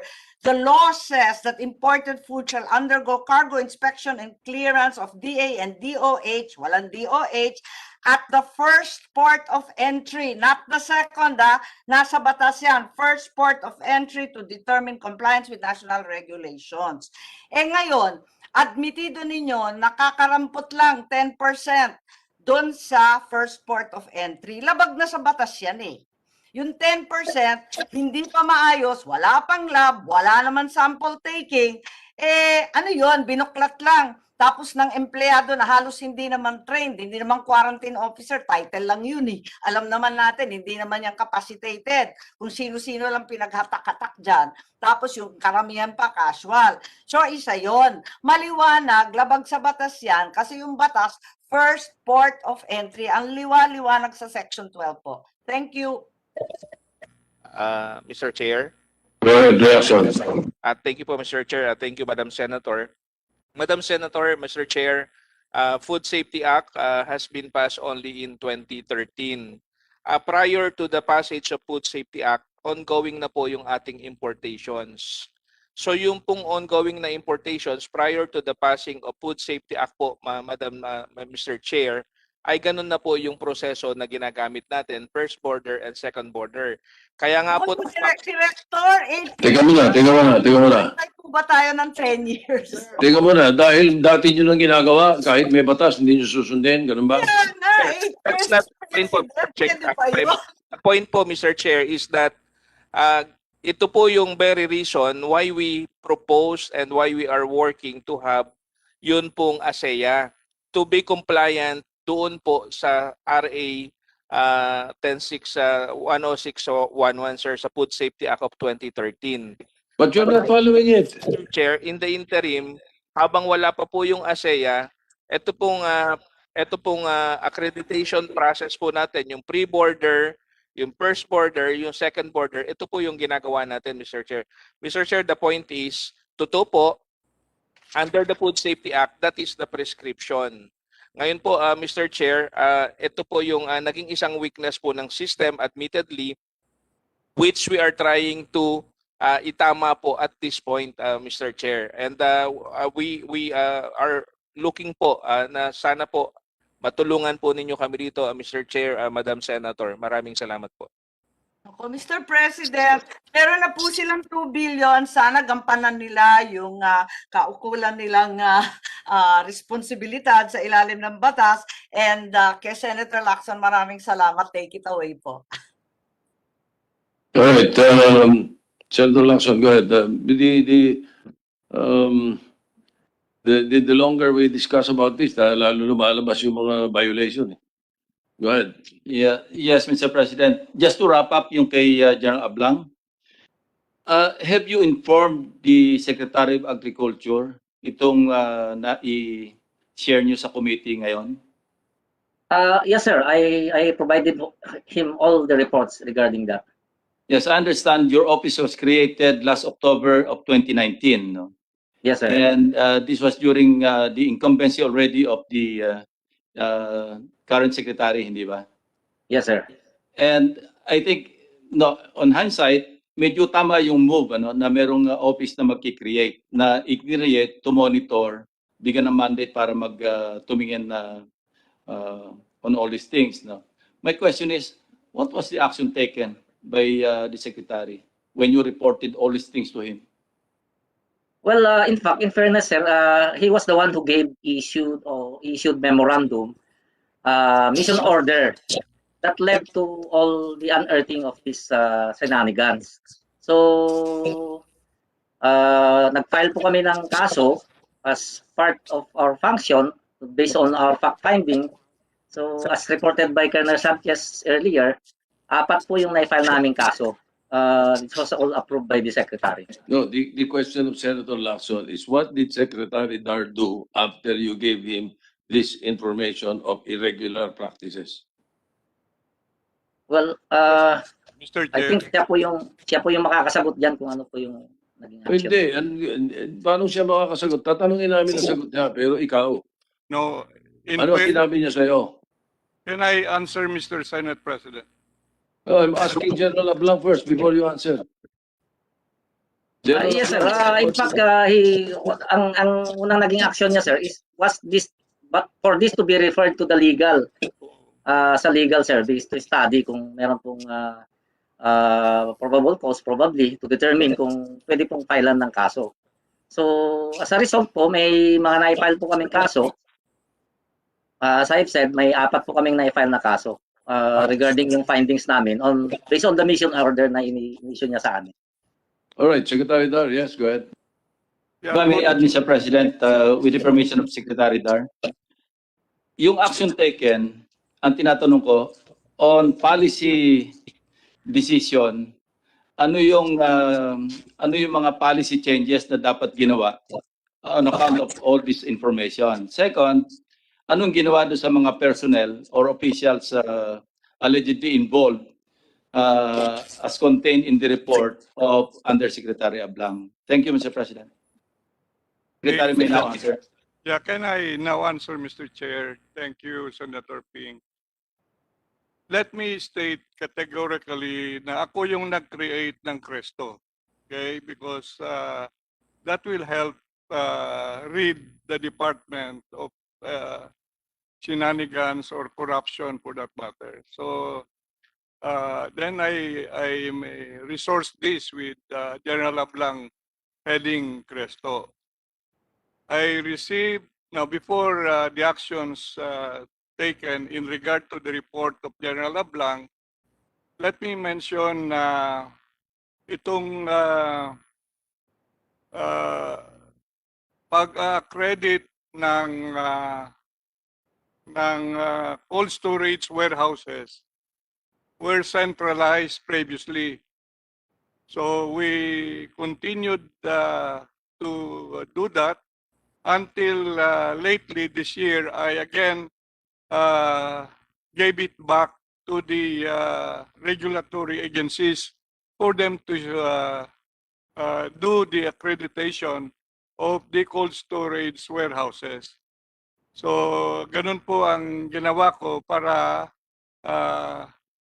hindi, kasi nandun sa batas, ang mga katungkulan dapat ng mga regulatory agencies, kasama na yan yung accreditation ng cold storage warehouses. Now, what have I done to also strengthen? Well, nangyari na yung mga new assignments. So in regard to the Cresto report, number one, I referred that to the legal office or the legal service of the department. And later on, I will request the head of the legal service to enumerate ano na yung actions doon. Number two, doon sa nung lumabas itong issue ng tungpats, hindi rin totoo na hindi ako nagpa-imbestiga. So nagpa-imbestiga rin ako March 18 nung in-issue ko yung order. So mayroon mga actions post from the part of the leadership. I will now request your honor, Mr. Chairman, Attorney Arman Crubalde, our head of the legal service, to be given the time and explain the actions that have been taken by the leadership. Mr. Chairman, can we recognize Attorney Arman Crubalde?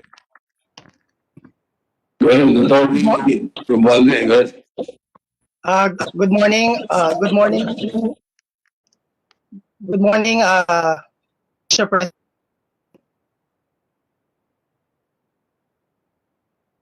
The reports of Cresto was forwarded to the legal service of DA, and we conducted our legal review. And sir, on March, we have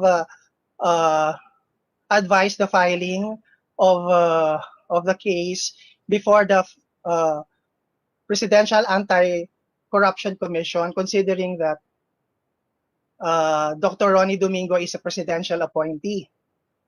Likewise, sir, one of the latest reports submitted to us by the Cresto, we also forwarded, endorsed it again to the PACC just this April 7. As regards, sir, the issue on the Tongpats, currently, sir, we are still investigating on the matter. We would want to coordinate with the Cresto for the more documents and information as regards the Tongpats. So, you did not directly answer. What did you do? You recommended the filing of cases against who? Sir, particularly, sir, it's against Dr. Ronnie Domingo, because he was the one specifically identified in the report of the Cresto. Siya lang?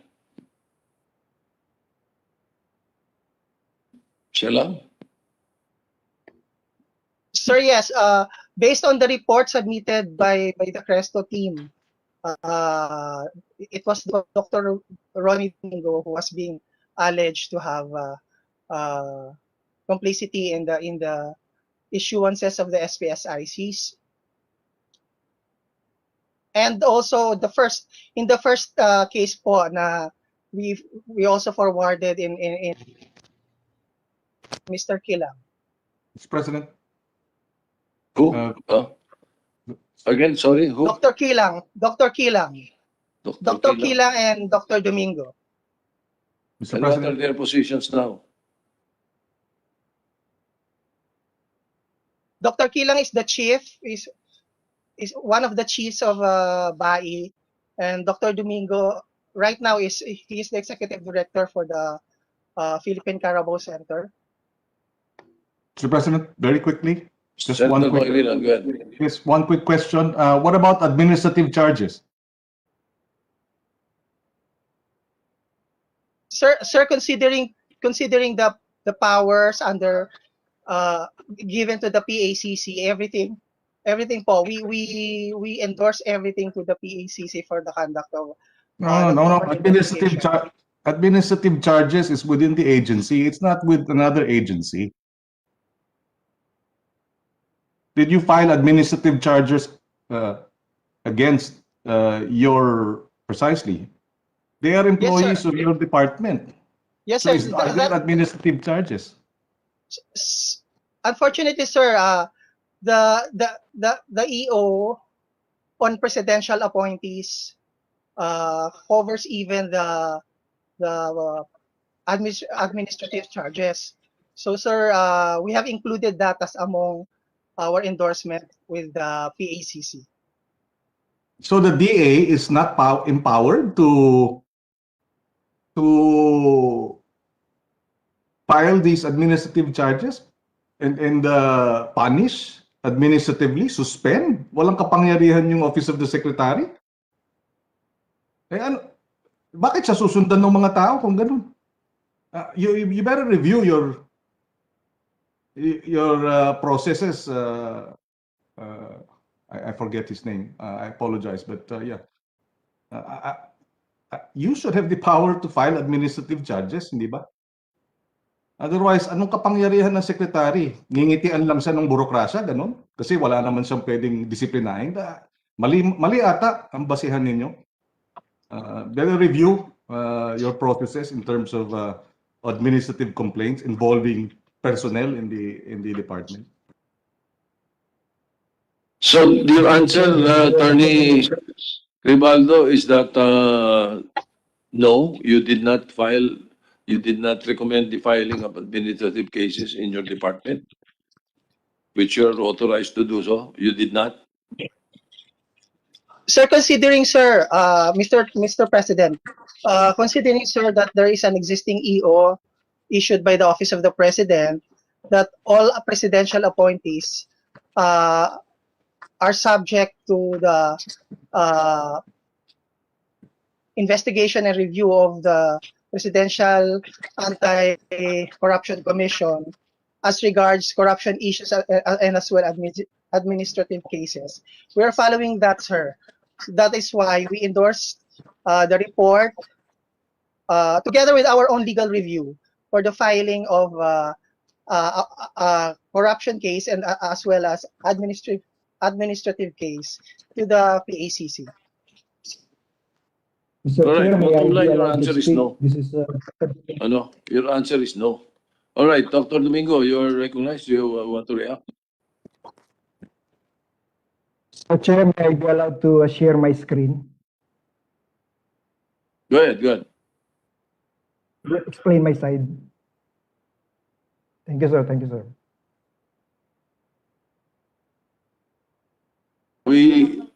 Go ahead. Yeah, we acknowledge you. Go ahead, go ahead. Yes, sir. Thank you very much po, sir. Muffled yung sound mo, Dr. Domingo. Muffled. Baka there is something in front of your microphone or something. How about this time, sir? You're muffled. Maliwanag na po ngayon, sir. Okay na po ngayon, sir? Hello? Medyo. Go ahead, go ahead. We'll tell you to repeat if we could not understand. Go ahead. Yes, sir. Ako po ay nangangailangan po ng inyong listening ears to explain my side. And I prepared a short presentation. Ito po yung binabanggit po natin na proseso po sa issuance po ng SPSIC. At online system na po ito sapagkat gusto po natin mabawasan po yung face-to-face transaction para mabawasan po yung pagdududa na baka may corruption na nangyayari between the Bureau and the applicants. So meron po tayong third party service provider po dyan. At ito po yung napakalaking trabaho, Mr. Senate President, mga 100 plus thousand SPSICs ang pinoprocess po ng Bureau of Animal Industry. Kaya po kailangan po ng tulungan dito sa Bureau of Animal Industry. Dito po sa pag hindi ko pagpirma, pag-delegate sa Assistant Director, meron po tayo Executive Order 292-1987 at nakalagay po dyan, delegated authority shall be to the extent necessary for economical, efficient, and effective implementation of national and local programs. So, recognize po ng batas po natin yung pag-delegate po ng authority. At nandiyan po sa Chapter 6, Section 30, the authority to appoint and discipline, the head of the bureau or office shall appoint personnel to all positions in his bureau or office in accordance with the law. At dyan po sa Section 31, assistant heads and other subordinates in every bureau or office shall perform such duties as may be specified by their superiors. So pwede po akong tulungan ng assistant director. Tama po si General Ablan, meron pong 2005 na administrative order po at nakalagay po doon talaga na the BAI director should approve the SPSIC. Pero yan po yung 2005, yung lumang AO po ng Department of Agriculture. Meron na pong bagong 2010 na administrative order at dito na po ay sa laki po na trabaho ay hindi na po ganun ka specific na BAI director. Ang nakalagay na po dito, it shall be forwarded to the approving authority. For transparency purposes po, Senate President, naglagay po kami ng dokumento describing the procedure for the issuance of SPS o itinatawag po natin import clearance 2019 po ito. At sa dulo po niyan, sa approval, nakalagay naman po dyan the assistant director or the director. Pero sa dami nga po ng problema po sa ating animal industry, sa dami po ng mga dokumento, most of the time, 99.9% po, si assistant director na po nag-aasikaso po dyan. Kapag siya ay nag-sick leave, pwede po akong pumasok sa system, ako po yung titingin po dyan. Kaya ako lang po nabanggit last time yung pag-delegate ng authority kasi po yung kwento sa mga nilalahad po ay ako daw yung nanguna para po dito sa pag-release ng mga illegitimate o mga illegal na mga SPS ICs. Sa ating pong importation, meron po tayong tinatawag na HS codes. Lahat po ng produkto may kanya-kanyang generic code dyan at mga 5,300 po yan. Yung isa po ang issue na kailangan po natin unawain, yung pinaghalo po kasi para po tayong kumuha ng bato sa iba't ibang ilog. May isang bato doon na galing sa Bureau of Animal Industry, nilagay natin sa basket, tapos inalog-alog natin at lahat ng problema sa basket ay ibinabato po sa Bureau of Animal Industry. Halimbawa po, yung pork meat, ang code po niya na ay nasa 203 level. Yung sa sinasabi po nila na mali na importation, pork meal po yun, nandun po yun sa 2,301 na HS code. At magkaiba po talaga yung pagproseso ng application sa pork meat at sa pork meal. For your information, Mr. Senate President, sa mga mahal po nating senador, yung pork meal po, sinunog na po yan sa 145 degrees centigrade. Ang ASF virus po, 70 degrees centigrade pa lang po, patay na po yan. Kaya po yung risk po sa pork meal ay napakalit po ang risk ko dyan para po sa ASF. Ito po ang mayroong risk tayo, itong pork meat. Sapagkat ito po ay frozen, gustong-gusto po ng virus po yan. Pag nag-ban po tayo ng pork meat, ang maapektado po doon, yung foreign meat establishments. Pork meal naman po, yung rendering plant, magkahiwalay po na planta po yan sa ibang bansa. Ang pork meat para sa tao, ang pork meal po para po sa hayop po siya. Hindi po totoo na nagpapuslit po tayo. Sa katunayan po, gumawa po tayo ng paraan para maprotektahan po ang ating bansa at nakasulat po dyan yung mga bansa na sinuspend po natin ang issuance ng SPSIC, 12 sa bird flu, 27 po sa African swine fever. Pinirmahan po yan ng Secretary of Agriculture pero nagsisimula po yan sa Bureau of Animal Industry yung advice po para po sa Secretary ng Department of Agriculture. Ngayon ang tanong po, bakit may dumarating? Yan ang mga pinakamalaki pong tanong. Una po, yung pong SPSIC na valid po, may time po yan ng validity na tinatawag. 2 months po yan. Kasi bibigyan po ng pagkakataon yung exporter na i-consolidate ang produkto niya, ikakarga sa barko. Excuse me, Mr. President. Po yan, Mr. President, may I just intercede for a while? Dr. Domingo? Dr. Domingo, just a while. Go ahead. Yung justification ninyo, nabasa nyo ba yung Memorandum Order number 6, series of 2019? Nabasa nyo yun? Inisyo to ni Secretary Piñol dati sa inyo noon? Yes, sir. Sunod na po na slide po yun, sir. Yeah, ang gina-justify ninyo, yes, sir. Nabasa nyo ba yung item number 1 do sa now therefore?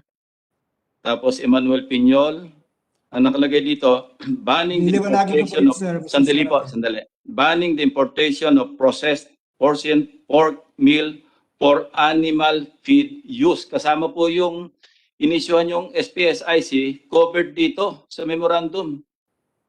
Ano pa masasabi nyo? Mr. Chair, may kadugtong po yan from ASF infected countries po. Oo nga, Hungary or Belgium. Pero ang sinasabi nyo, hindi kasama yung sa animal feed use. Ito ang liwaliwanag covered nung memorandum na binayulate ninyo. Anyway, Mr. President, that's all I wanted to say. Yes, the records will speak for itself. Go ahead, continue. Yes, sir. Yes, sir. Yes, sir. At ito po sinasabi po natin, magbibiyahe pa po yan sa barko, mga 2 months po yan. Baka yun po sinasabi po natin ebidensya, baka hindi po talaga, kung susuriin natin yung memo, baka hindi po talaga siya covered ng ban na yon. At ika-4 po, hindi po natin mawawala sa listahan ito po, posible na smuggling po yan. Ang sabi po sa definition po ng spurious, ito po ay false or inauthentic.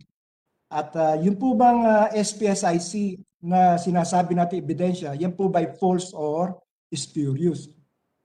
Ganito po yung illustrated na explanation po dun po sa suspension po sa mga bansa na may ASF o bird flu. Kapag nagkaroon po tayo ng ban, isususpend na po namin yung pagproseso po ng SPSIC. Yan po yung, Mr. Chair, yung nasa memo order. Pero yung Mr. President, po, yung mga Mr. President, Dr. Domingo, Yes, depende na ho itong Yes, sir. binibrief nyo sa amin. Siguro sa kung saan mang investigating body na lang kayo mag-explain niya kasi depensa nyo yan eh. Sabi nga ng mga polis, Sir, kasi po ay sa presinto nyo na lang nag-present po kasi si paliwanag yan. Cresto. Ay wala pong problema po, sir. Kasi po, Alright, nag-present si Cresto, ipinaliluwag ko na Anyway, po Mr. yung President, ating it's past 12. Ano? May I just continue kasi meron pa akong more than 1 minute. Yes, good, good. Okay, Dr. Domingo, will you submit the documents that you are sharing on screen? We just submit it to the committee. Yes, sir. Yes, sir. We will, Yes, sir. Thank you po, Mr. Chair. take note of it. Yeah. Go ahead, Senator Lacson. Yes, with your permission, I would just like to segue, ano, umalis muna tayo sa pork kasi pareho rin naman relevant din sa pag-uusapan natin. Yung sa fish and seafood importation, ano, yung top 15 exporting countries. Pakipaliwanag lang ng department yung ang laki ng discrepancy doon sa record ng WTO at saka ng PSA, yung Philippine Statistics. Ito, papakita natin po sa screen. In quantity, sabay yung ano natin slide. Sa quantity po, sabi ng WTO in kilograms, ano? Ano to? Gi-span ito ng 6 years, ano?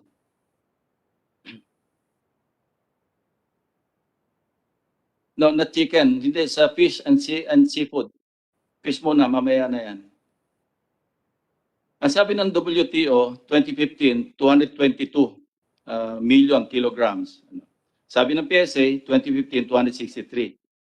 2016, sabi ng WTO, 220 million kilograms. Sabi ng PSA, 214. And so forth and so on. Hanggang sa 2020, fast track na natin, 1,371, meaning 1.3 billion, ang sabi ng WTO. Sa PSA, 1.391. Okay, hindi yan, kalahati pala ng istorya yan. Pero pag tinignan natin yung cost, in pesos and centavos, baliktad. Sa 2015, sabi ng WTO, 27 billion. Ang sabi ng PSA, 10 billion lang. Pakipaliwanag nga ito, bakit inversely proportional yung quantity sa record ng WTO doon sa record ng PSA. Ibig sabihin, maraming misdeclaration or underdeclaration ito or maraming smuggling. Hindi siguro umabot doon sa cold storage warehouses ito na da-divert. And that's exactly I was trying to point out earlier. Ayan, no? Kita nyo, baliktad yung amount, yung cost, doon sa volume. And can you, alam niyo, Mr. President, ang nawawala rito per year in taxes, yung revenues na nawawala. Average of 1,085 million yearly during the last 6 years, from 2015 to 2020. So, bukod sa pork, pati mga isda sa mga seafoods, ganyan din ang kalokohan. So, there's a pattern. Now, sa chicken, pareho rin.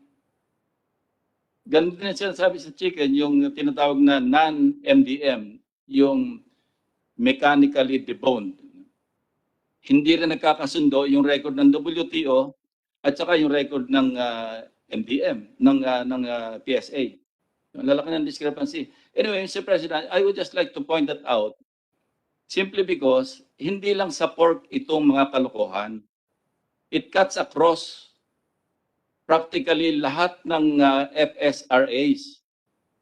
And the records will not lie. And back to pork, Mr. President, meron pa naman akong siguro konting oras. Sirarap up ko na lang ito. Yung top consignees ng pork importation sa 2020 ito, Mr. President. Top 20.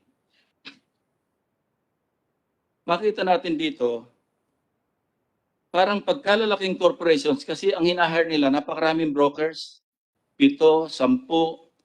Kung i-compare natin sa well-established na corporation like Pure Foods, for example, 3 lang yung broker. Now, I'd like to ask yung Bureau of Customs, is this a usual practice for a smaller corporation to hire several brokers. Bakit kailangan napakaraming brokers? Eh hindi naman ganun kalaki.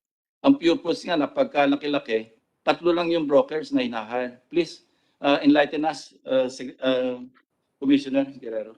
Yes, sir. This has also been our observation. But of course, sir, we leave it up to the importer, sir, to choose whoever broker they wish to provide service to their importation, sir. Bakit kailangan napakaraming brokers? What could be the 𝙬𝙤𝙤𝙤𝙤 or mischievous? Ano yung malevolent idea behind hiring several brokers? Ano yung possible? Kasi nasa customs kayo, more or less, alam nyo yung, di ba, kung bakit ganyan. Sometimes they use multiple brokers because they have multiple shipments arriving almost at the same time. Hindi ba kasama doon yung para kung saan mapupunta yung kung saan mga cold storage warehouses na di ba pwede rin pangligaw, ano? That's the investigator in me, ha? Yes, sir. I'm not imposing it on you. Yes, sir. Kasi kami mga investigador, all my life I've been an investigator. Yes, sir. So it could be a possibility, sir. Yeah, that's a possibility. Yes, Attorney or Deputy Commissioner Bakiran was nodding his head. You agree with Senator Lacson? Yes, sir. All right. Expound. Considering that most of the concern is supposedly bilang answer lang usually kapag the same company naman, isa lang fina-file. So kapag different brokers kasi, it means different din ang may-ari. So different BLs will be present by different brokers to different ultimate end user. So ito na yung pupunta tayo doon sa binebenta yung allocation. Siyempre may sariling broker yung pinagbenta ng allocation. Yes, sir, yung broker niya. Pero siyempre mariregister yung broker na yun doon sa original MAV recipient. Yes, sir, because they are utilizing the same company, sir. Oh, yun. Thank you. All right, thank you. Mr. President, with the indulgence of Senator Ping. Before that, Senator Ontiveros, let us ask the Secretary, the Department of Agriculture to answer or to react. Yes, Do Mr. they have anything President. to say on the points of Senator Lacson on fish and chicken? The discrepancies of data between WTO and PSA, I would like to suggest that the PSA data is handled by the department concerned, which is NEDA, Mr. Chairman, or your Senate, Mr. So, Senator. Mr. Secretary, we're talking here of records, official records. Huwag niyo may iba tudo sa NEDA kasi tinatanong namin anong ginawang aksyon ng departamento dahil ang laki nga nung ang bottom line dito nawawala revenues. Kasi as I have pointed out, 1,085 billion pesos yearly for the past 6 years from 2015 to 2020. Yan ang foregone revenues on account of all these, discrepancies. Sa ano pa lang yun? Sa fish pa lang yun. Magkano yung sa pork? Magkano yung sa chicken? Hindi pa tayo napupunta sa garlic nito, Mr. Secretary. Iba pa rin yun. Yung garlic na dinideklarang apples. Pag may ban na yung garlic, ang declaration, apple. Para makapasok dito. Di ba pinapatay natin lahat yung magsasaka? Mr. Chair, if I can request Commodore Gunguna to handle that because he is handling the Bureau of Fisheries and Aquatic Resources. Commodore Gunguna, please.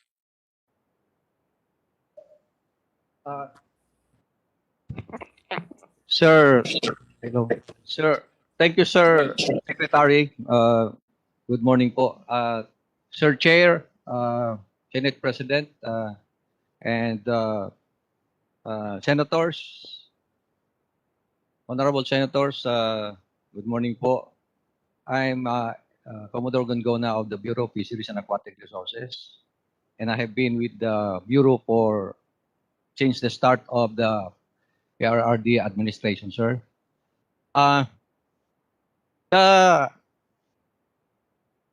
we will check the records of the discrepancy, but I think that's a misdeclaration, and maybe we can ask another agency for that, sir.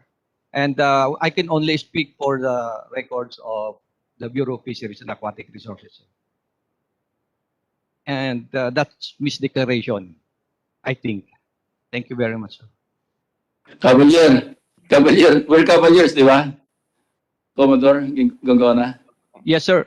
Okay. Ang tinatanong namin, kasi kayo yung nasa first border, di ba? Dapat present yan yung DA representative, pati nga DOH eh. So, kung ituturo natin ang Bureau of Customs, kayo yung first line of defense. No, hindi naman mag-aakto yung Bureau of Customs kung walang initial na gagawin yung representatives ng DA at saka ng DOH. Thank you, Mr. President. Yes, sir. Yes, thank you, sir. Sir Senate President. What the Bureau of Fisheries and Aquatic Resources do in this kind of processes is that when in the first border, we are with the Bureau of Customs. Nandun po, may mga tao po kami doon. And then, connect po namin yon, and then bago lumabas yon, kung okay, sisilyuhan po yon before it goes to the cold storage or the Philippine Fisheries Development Authority accredited cold storage doon sa kanila. Tapos, pag bubuksan po yun, kami rin po yun ang nandun po rin yung mga tao namin. So, on records po lahat yan. Yan ang proseso po namin. Ngayon, kung may discrepancy, I think we should investigate, sir. And we will investigate, sir.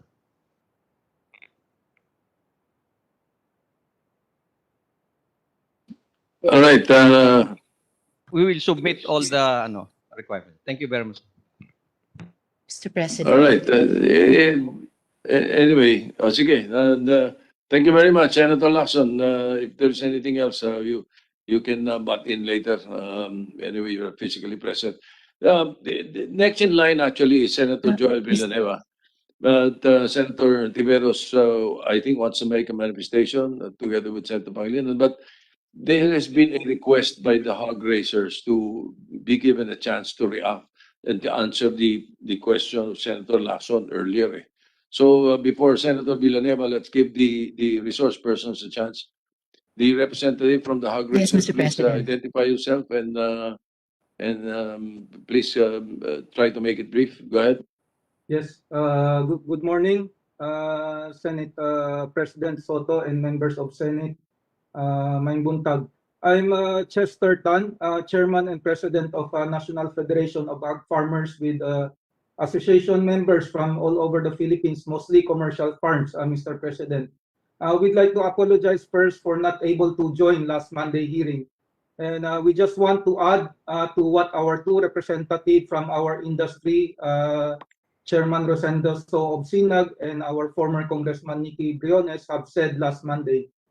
Allow us a few minutes, Mr. President, of manifestation and answer the question of Senator Aimee regarding supply of bismuth and our good Senator Lacson query to NEDA Secretary 𝘾𝙧𝙤 regarding the per capita consumption and regarding the WTO.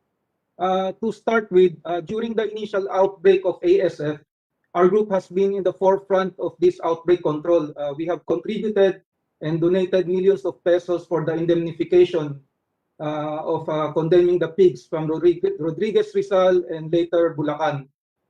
We also have a sat in the crisis management team of Department of Agriculture and help in drafting the ASF control protocols and zoning plans.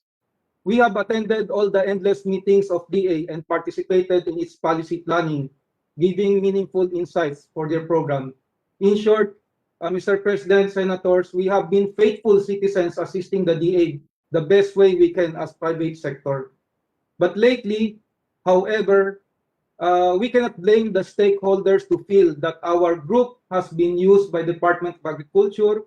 We were constantly misquoted and used as excuse during their supposedly consultation meetings with the industry. Our words of objection became words of support the following day. when reported by media. Case in point is the price cap or price ceiling for pork, of which we never agreed since it will translate to losses for the supply chain. Farm gate prices from Mindanao and Visayas were also pulled down. Our national federation membership, including me, Mr. President, we were out by the MAB Advisory Council membership. Our membership was revoked without notice or explanation this February 2021. And this is the same happened for Sinag Mr. Rosendoso MAB membership.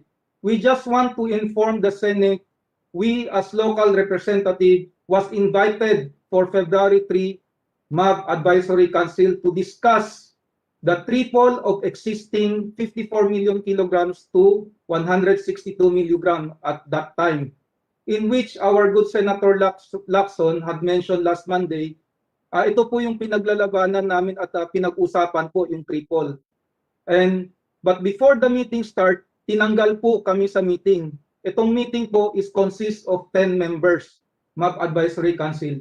Hindi na raw po kami kasama sa 10 members of MAB Council, in which we are the one who will have to check and balance. Another Mindanao representative is not allowed to stay also. After a few days po, February 9, news among stakeholders came out. Not only triple, but nagulat po kami, naging 8-folds na po to 404 million kilogram. We tried to clarify with DA, paano po nangyari? Wala naman pong meeting nangyari sa February 3, tinanggal po kami, and the meeting was adjourned because of no quorum. Later on, we found out na meron pala daw meeting February 8, a few days after February 3, no, na tinanggal po kami, regarding triple, then 8 folds of MAB allocation. Without us local, kung nagkabotohan man sila, ay sigurado pong outnumber na po tayo. That started the issue regarding MAB. Mr. President, members of Senate, clearly there was a concerted effort to exclude our group as pure local farmer, even when we are once their preferred partners. From the previous hearing po, I wish to point out 2 facts po.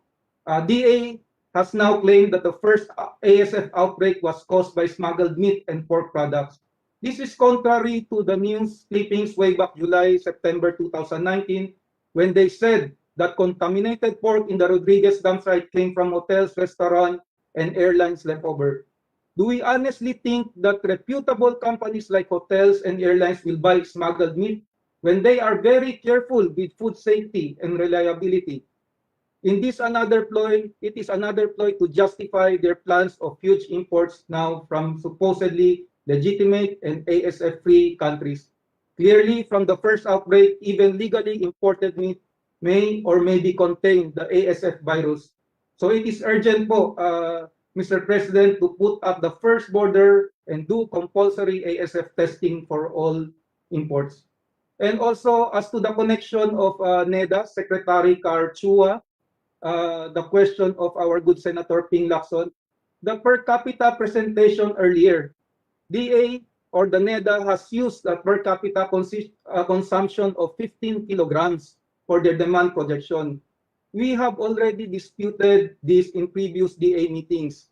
USDA has data that China and Vietnam experienced decrease in pork consumption by 20 to 30% due to ASF scare. So ganyan din po ang nangyari sa atin. So they increased the prices due to shortage and protein source substitution. So COVID pandemic, ito po nakadagdag, and very low tourist visitors consumption. With all the lockdown that happened, business shutdown, massive unemployment, and increasing pork prices. So ito po yung kasagutan sa tanong ng ating Senator Lacson. Siguro po ang ating per capita consumption po, hindi po dapat sa 15 kilogram ang pag-compute. Baka po 10 kilogram or below na lang po ang ating per capita consumption. Nag-drop po ng 33% because of the close down. And also, we agree with our good Senator Cynthia Villar, who worked very hard, and other members of the Senate. The computation is the same with us, private sector. 150 million kilogram is enough. and with the additional from the outside map out quota, which is open to all importers, it will be more than enough to fill in our gaps for the deficit. In this case, we will not flood the market. And lastly, the DA clearly knows the shortage of pork happens only in NCR, Metro Manila. I'm familiar with Visayas, Mindanao, as we have the chance to serve almost 7 years as livestock president in South Cotabato, General Santos City, before assuming the national chairmanship and president. Right now, Visayas and Mindanao, to answer the question of Madam Senator Aimee, we remain to have surplus in pig inventory since they continue to ship weekly to Luzon. However, DA's computation of 404 million kilograms of MAB is for entire Philippines, and Luzon population is only 57%. Their figures are overstated by 43%, already using this argument alone. And lastly, the 404 million kilogram MAB that they have recommended represents 8 million heads of fattener, which is bigger than the total backyard pig population of 6.3 million, and much bigger than PSA losses of 3 or 4 million pigs due to ASF. So why import more than what we can consume? And we also gathered through the help of SINAG, Mr. Resondoso, and AGAP former Congressman Briones, in BOC data that importers' landed cost, even with 30 and 40% tariff, kumikita na po sila. Maganda na po ang margin. So what happens to DA mandate of helping local farmers? Why are they helping the importers, thereby subsidizing foreign farmers? Why is DA still adamant in pushing for tariff reduction for these importers? The tariff could have been used to help the industry come back on its feet and the population. And also, we have read, nabasa po natin sa Tariff Commission book and guidelines, the general rule, imported manufactured goods competing with locally produced goods should face higher tariff than those without local competition. So, I think medyo nagkaroon na tayo ng violation dito. Our group has suffered the most from the ASF devastation since many of our members completely wiped out and stopped their business, especially here in Luzon, because of fear. And DA now in their Inspire program claim that their first priority is supporting local farmers and that importation is the last priority. It seems, however, that everything they are doing now are premeditated towards supporting importers by increasing their volume by 8-folds and lowering tariff.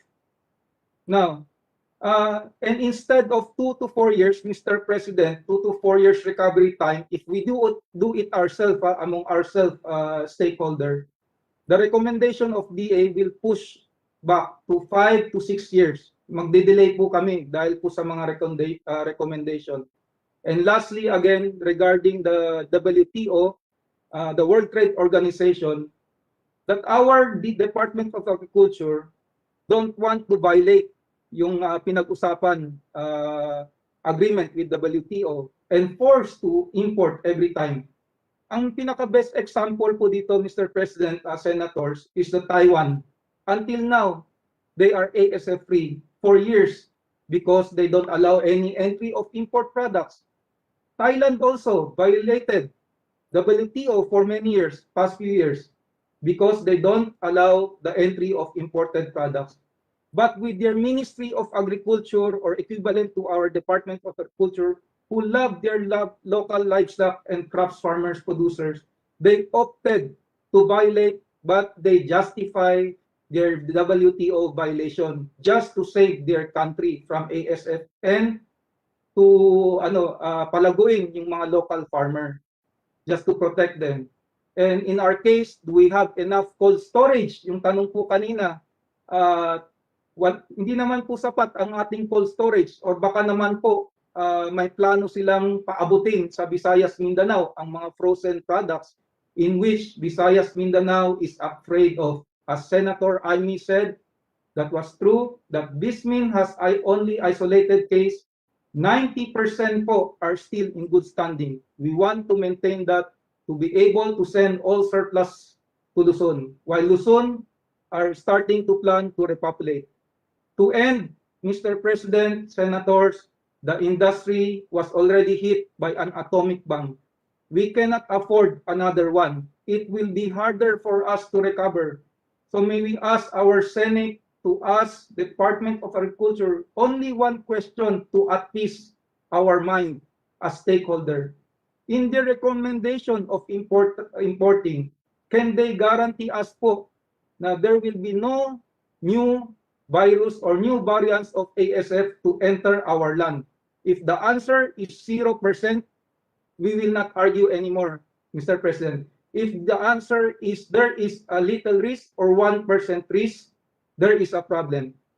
So with our Senate President and members of Senate, we are sure that your recommendation will be on the level, give us local producer chance to have a level playing field of competition, or even po, dehado po tayo. Filipinos are known to fight even with disadvantage. But we feel right now it's like even a chance for us to fight is prohibited. How can we have the chance to win? How can we recover fast?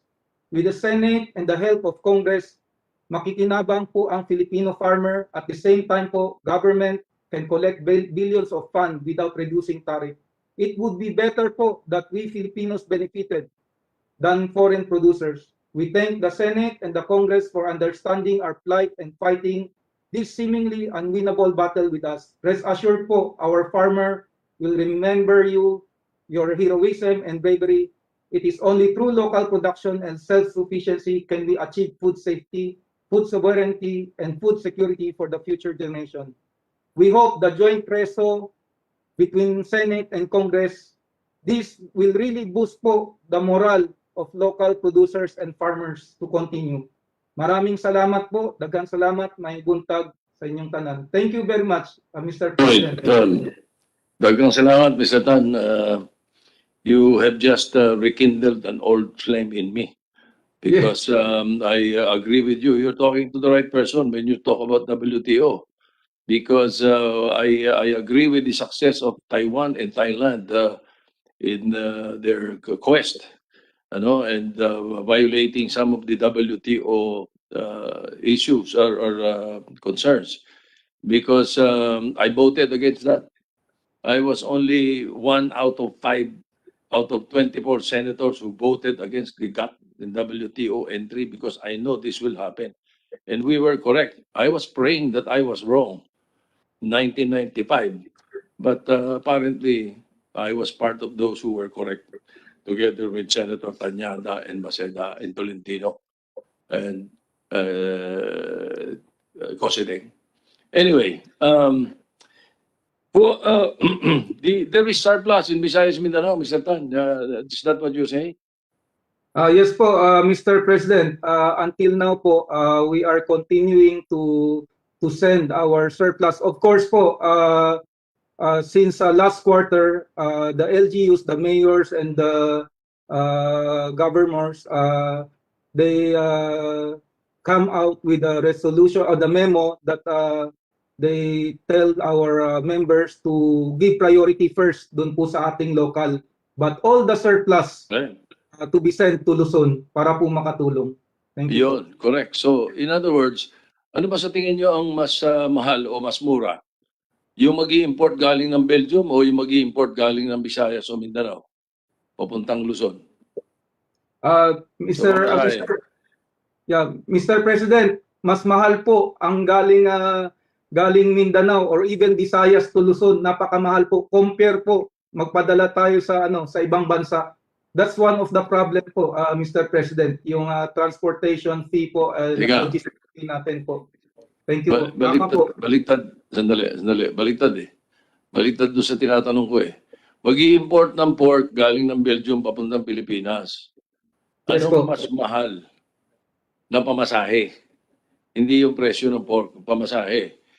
Mapunta doon mula Belgium or somewhere in Europe papuntang Pilipinas o yung galing ng say Cebu papuntang Manila?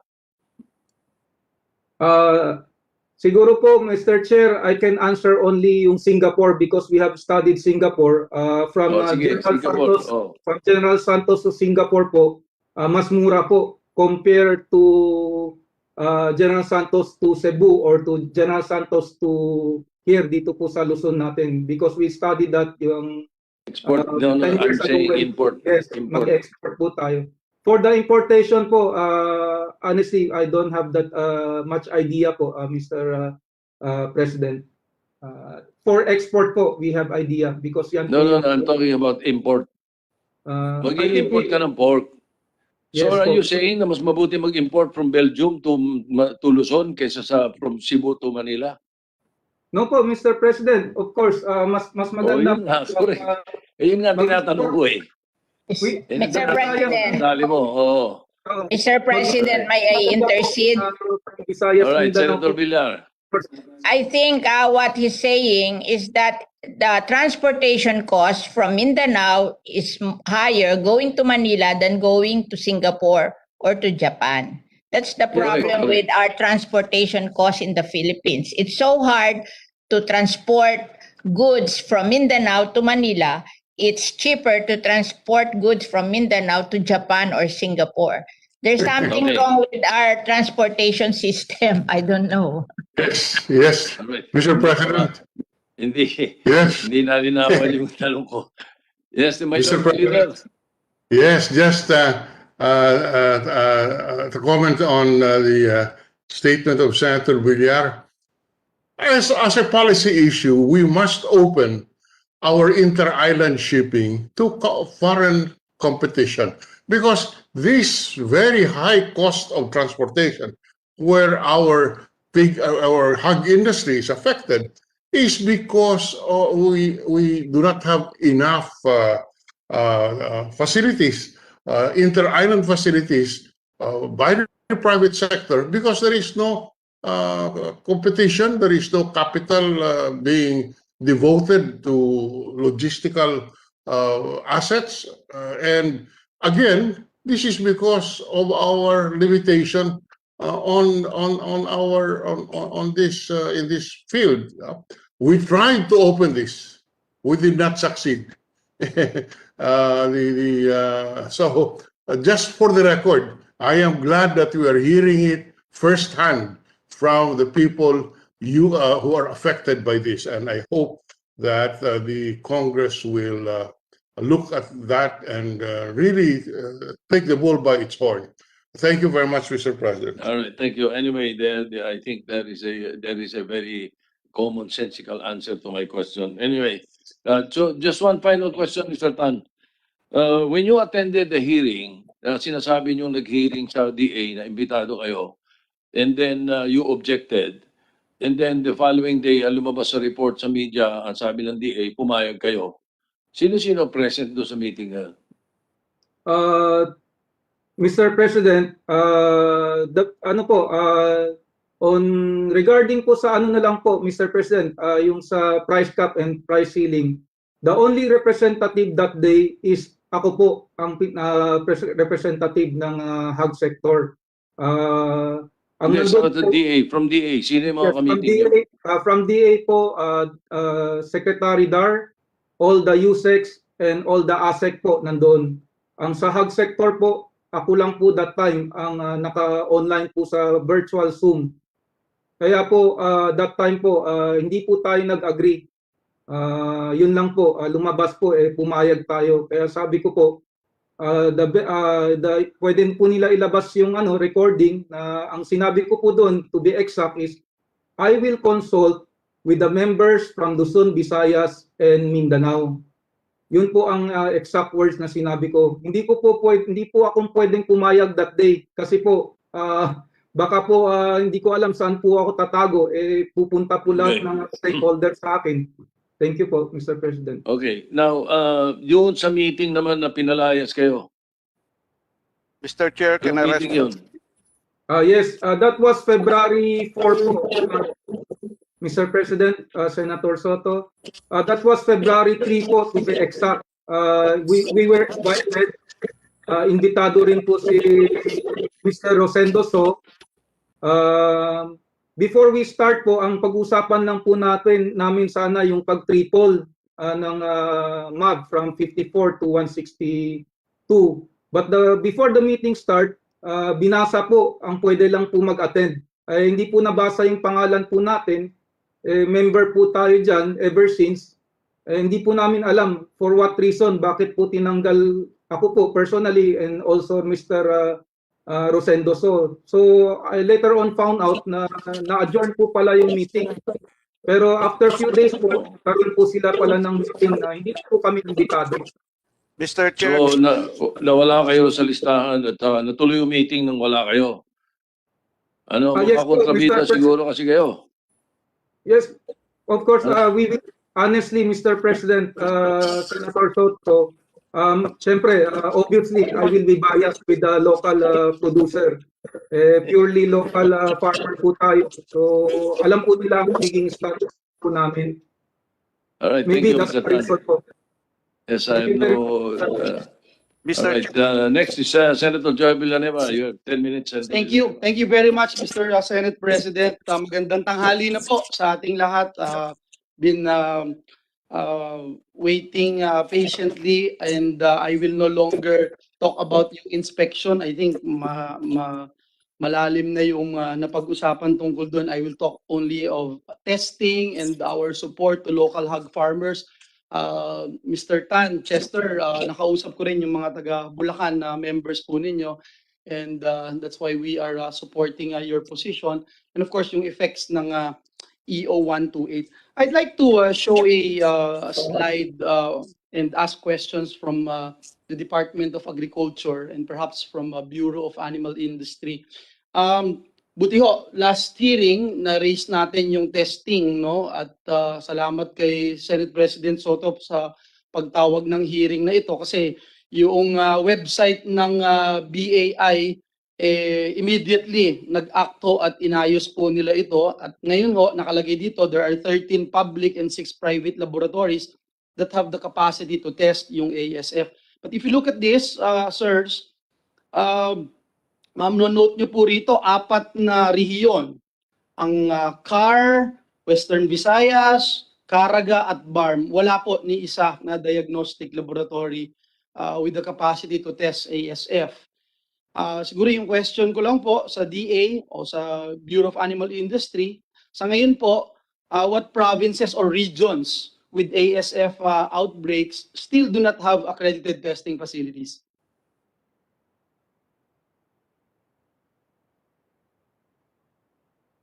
To that.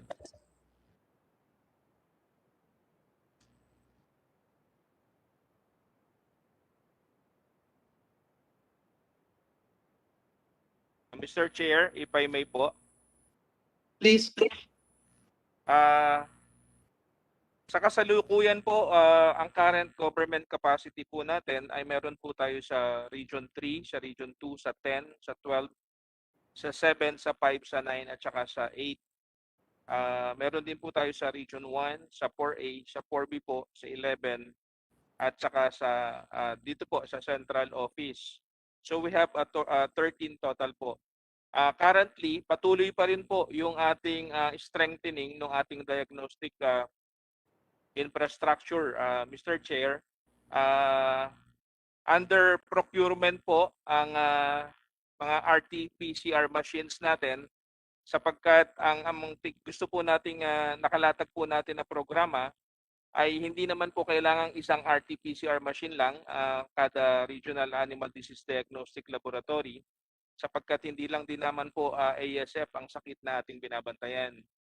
Kaya po under procurement pa po ang more than 100 million, Mr. Chair, worth of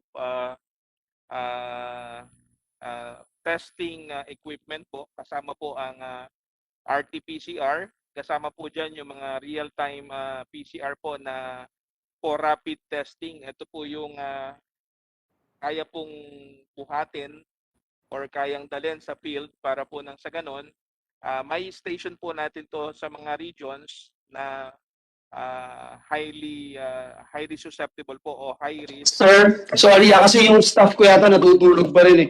Yung slide doon, as I mentioned earlier, 4 na regions wala ho. Mali ho yung slide na yan eh. I don't know kung anong ginagawa ng staff ko.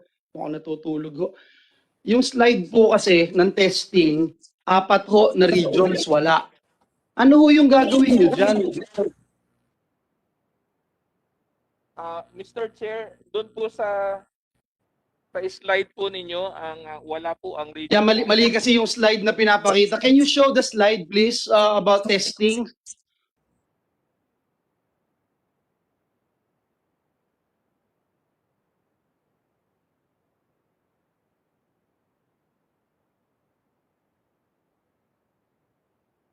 Again, no, yung sa slide, mapapakita natin, 4 na regions wala. CAR, Western Visayas, Caraga, BARM.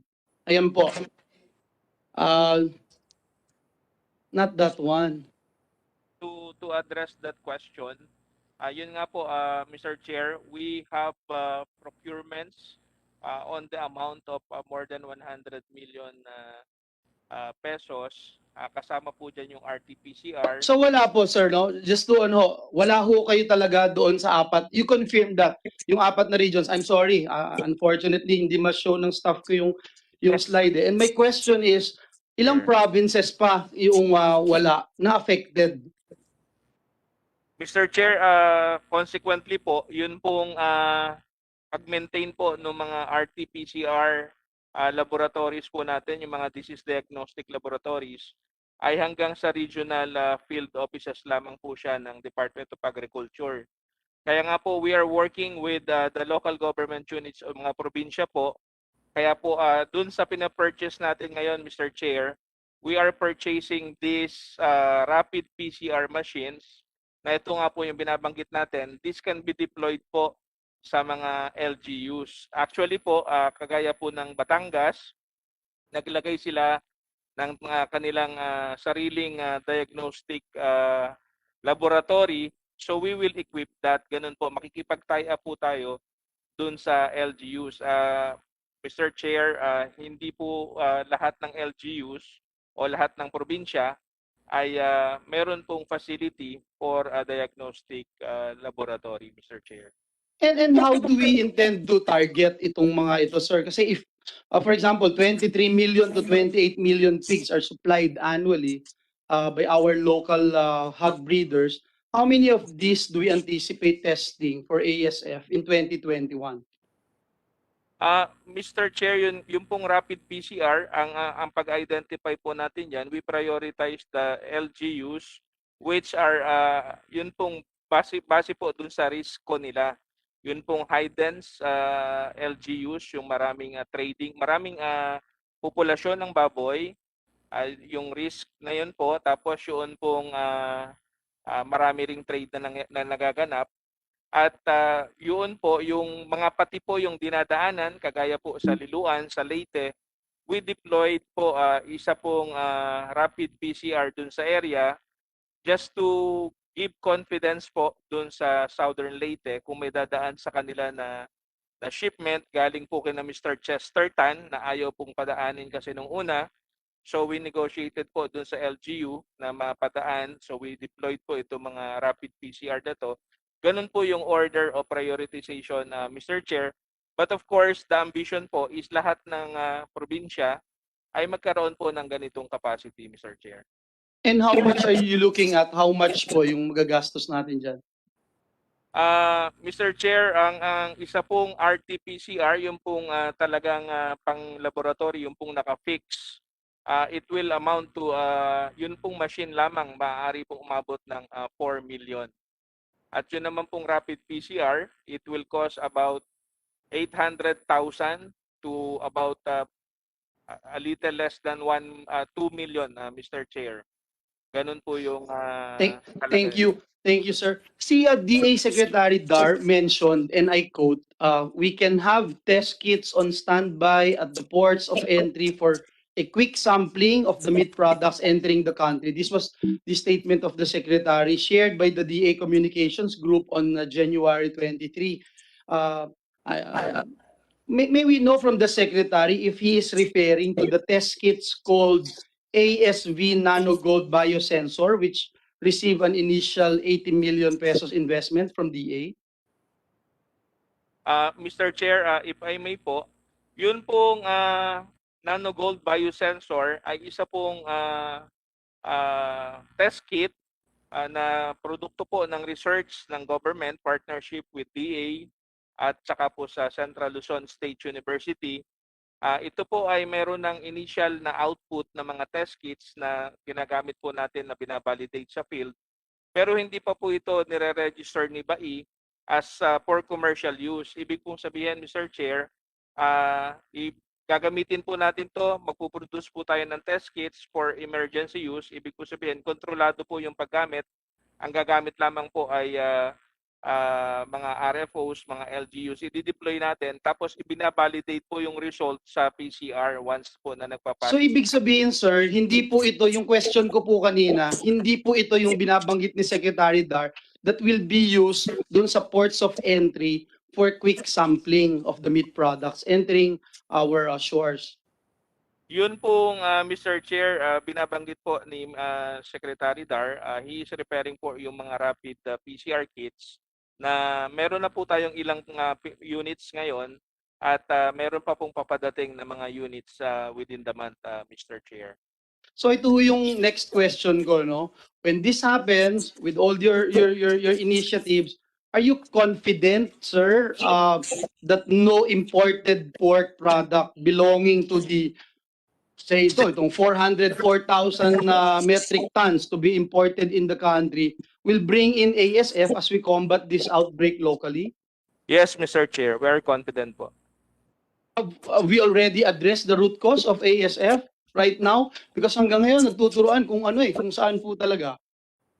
Mr. Chair, during the last hearing, if I may recall, even the good Congressman Briones admitted that even commercial farmers po, Mr. Chair, did not surrender their animals because of what the value of the indemnification fund, and actually slaughtered their pigs and sold it to the market. This, Mr. Chair, without without pointing any blame po kahit kanino, this is one of the main drivers of the spread.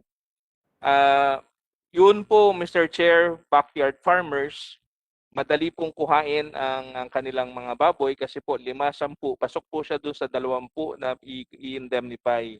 The challenge, Mr. Chair, if a commercial farm ay nagkaroon po ng ASF na pasukan at hindi po yan naisuko at yan po ay hindi po ibinaon, yan po ay ibinenta, yun po yung malaking nagiging problema, Mr. Chair. That's the reality po that our people on the ground face, Mr. Chair. So thank you, sir. I'm concerned about the imported pork kasi last hearing, the Department of Agriculture confirmed that imported pork, unknown whether legally imported or smuggled, was the cause of ASF. Now, nakaamba sa atin yung papasok na 404,000 metric tons of imported pork, and you're talking about 8.5 million heads dito sa bansa natin, para ho tayong ginigisa sa sarili nating mantika dahil gagastos din tayo sa ASF testing ng mga produktong ito.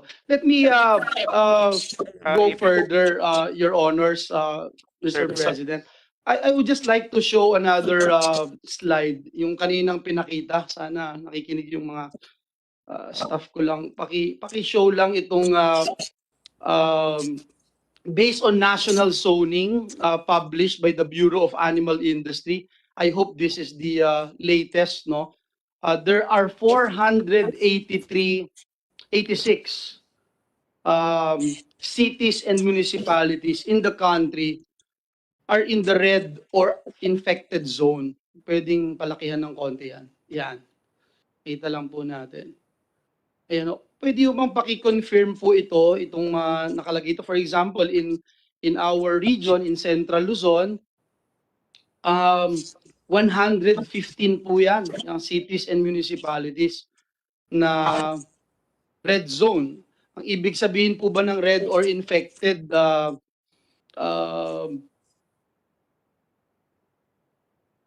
ano po yan? Ano ho ang implication yan, sir? Mr. Chair, the implication is that, of course, pag kinlasify po natin na infected zone, ang ibig pong sabihin, nagkaroon na po ng ASF dito sa area na to.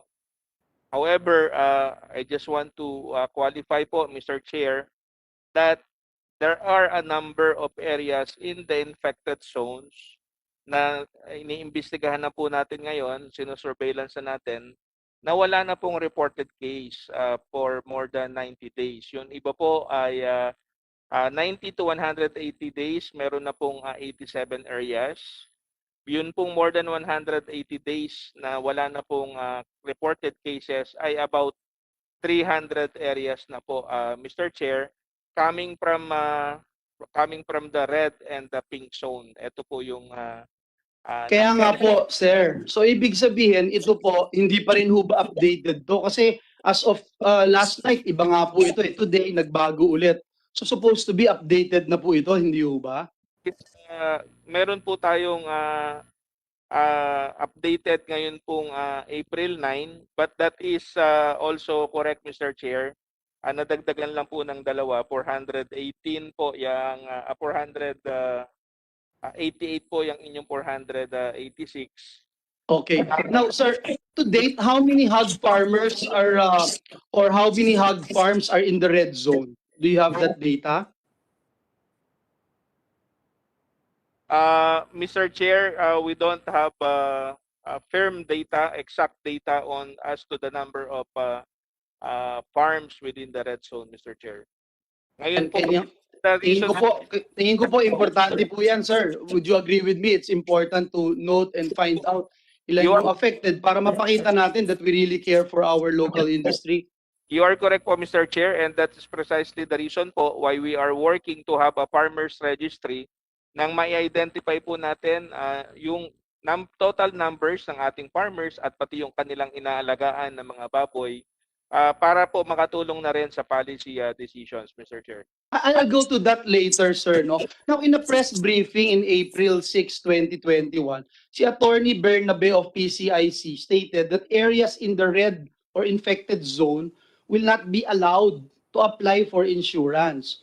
The insurance coverage daw may be applied only by hog raisers in green, yan dyan, yung pink, and yellow zones. Is this correct, sir? Chair, that is already rectified kasi po yung insurance, Mr. Chair, will replace po yung indemnification. Once po na na-insured yung mga farmers at nagkaroon po, wag naman sana, sila ng ASF, yun pong indemnification as we know it, ay wala na po siya. Ang mag-take over po ay yung insurance na po. Mas mataas po ang valor. From 5,000 magiging 10,000 po yung growers at yun naman po mga nanganganak ay from dating 5,000 lang din po yan magiging 14,500 po, Mr. Chair. Kasi without on-farm ASF detection capacity and insurance coverage, papaano nyo po pinaplano to encourage yung revival ng hog farms within the red zones, which happen to be the largest producers of hogs in the country? I'm speaking from my own province in Bulacan, sir. Mr. Chair, meron po tayong programa, yun pong ating repopulation. Manggagaling po yan, kaya po nabanggit kanina na minomonitor natin yung mga areas na wala ng reported cases. Ito po ay ating sinusurveillance, Mr. Chair, kasi po ito po ay patungo doon sa direction po ng ating pagre-repopulate. Kasi po kapag ito pong area na to ay nagkaroon tayo ng mga environmental testing at nag-negative, maglalagay po tayo ng sentinel animal o baboy din doon sa mga areas na to. At pag hindi po namatay itong mga baboy na to, kagaya po yung nangyayari ngayon sa mas malawak na lugar sa Batangas, pagka po ito ay hindi namatay yung mga baboy, i-recover po natin yung area, i-declare po natin siya from red, magiging pink po siya or even yellow. Pag nangyari po yan, po pwede na po nating maglagay po ng mag-repopulate po dun sa area na to. Napapasok naman po doon sa programa ng DA na Inspire, kung saan po ika-cluster naman po yung mga farmers para magkaroon sila ng biosecure production facility, Mr. Chair. Okay, thank you. Thank you for that, no, sir. Just for the record, no, who are considered backyard farmers and who are considered commercial hog farmers for the purpose of availing of ASF assistance programs such as the credit programs and the insurance coverage? Mr. Chair, currently po ang itinuturing po natin na backyard farmers ay yun pong may mga alaga na inahin na hanggang ang backyard farm po, any farm or household raising 1 to 20 heads of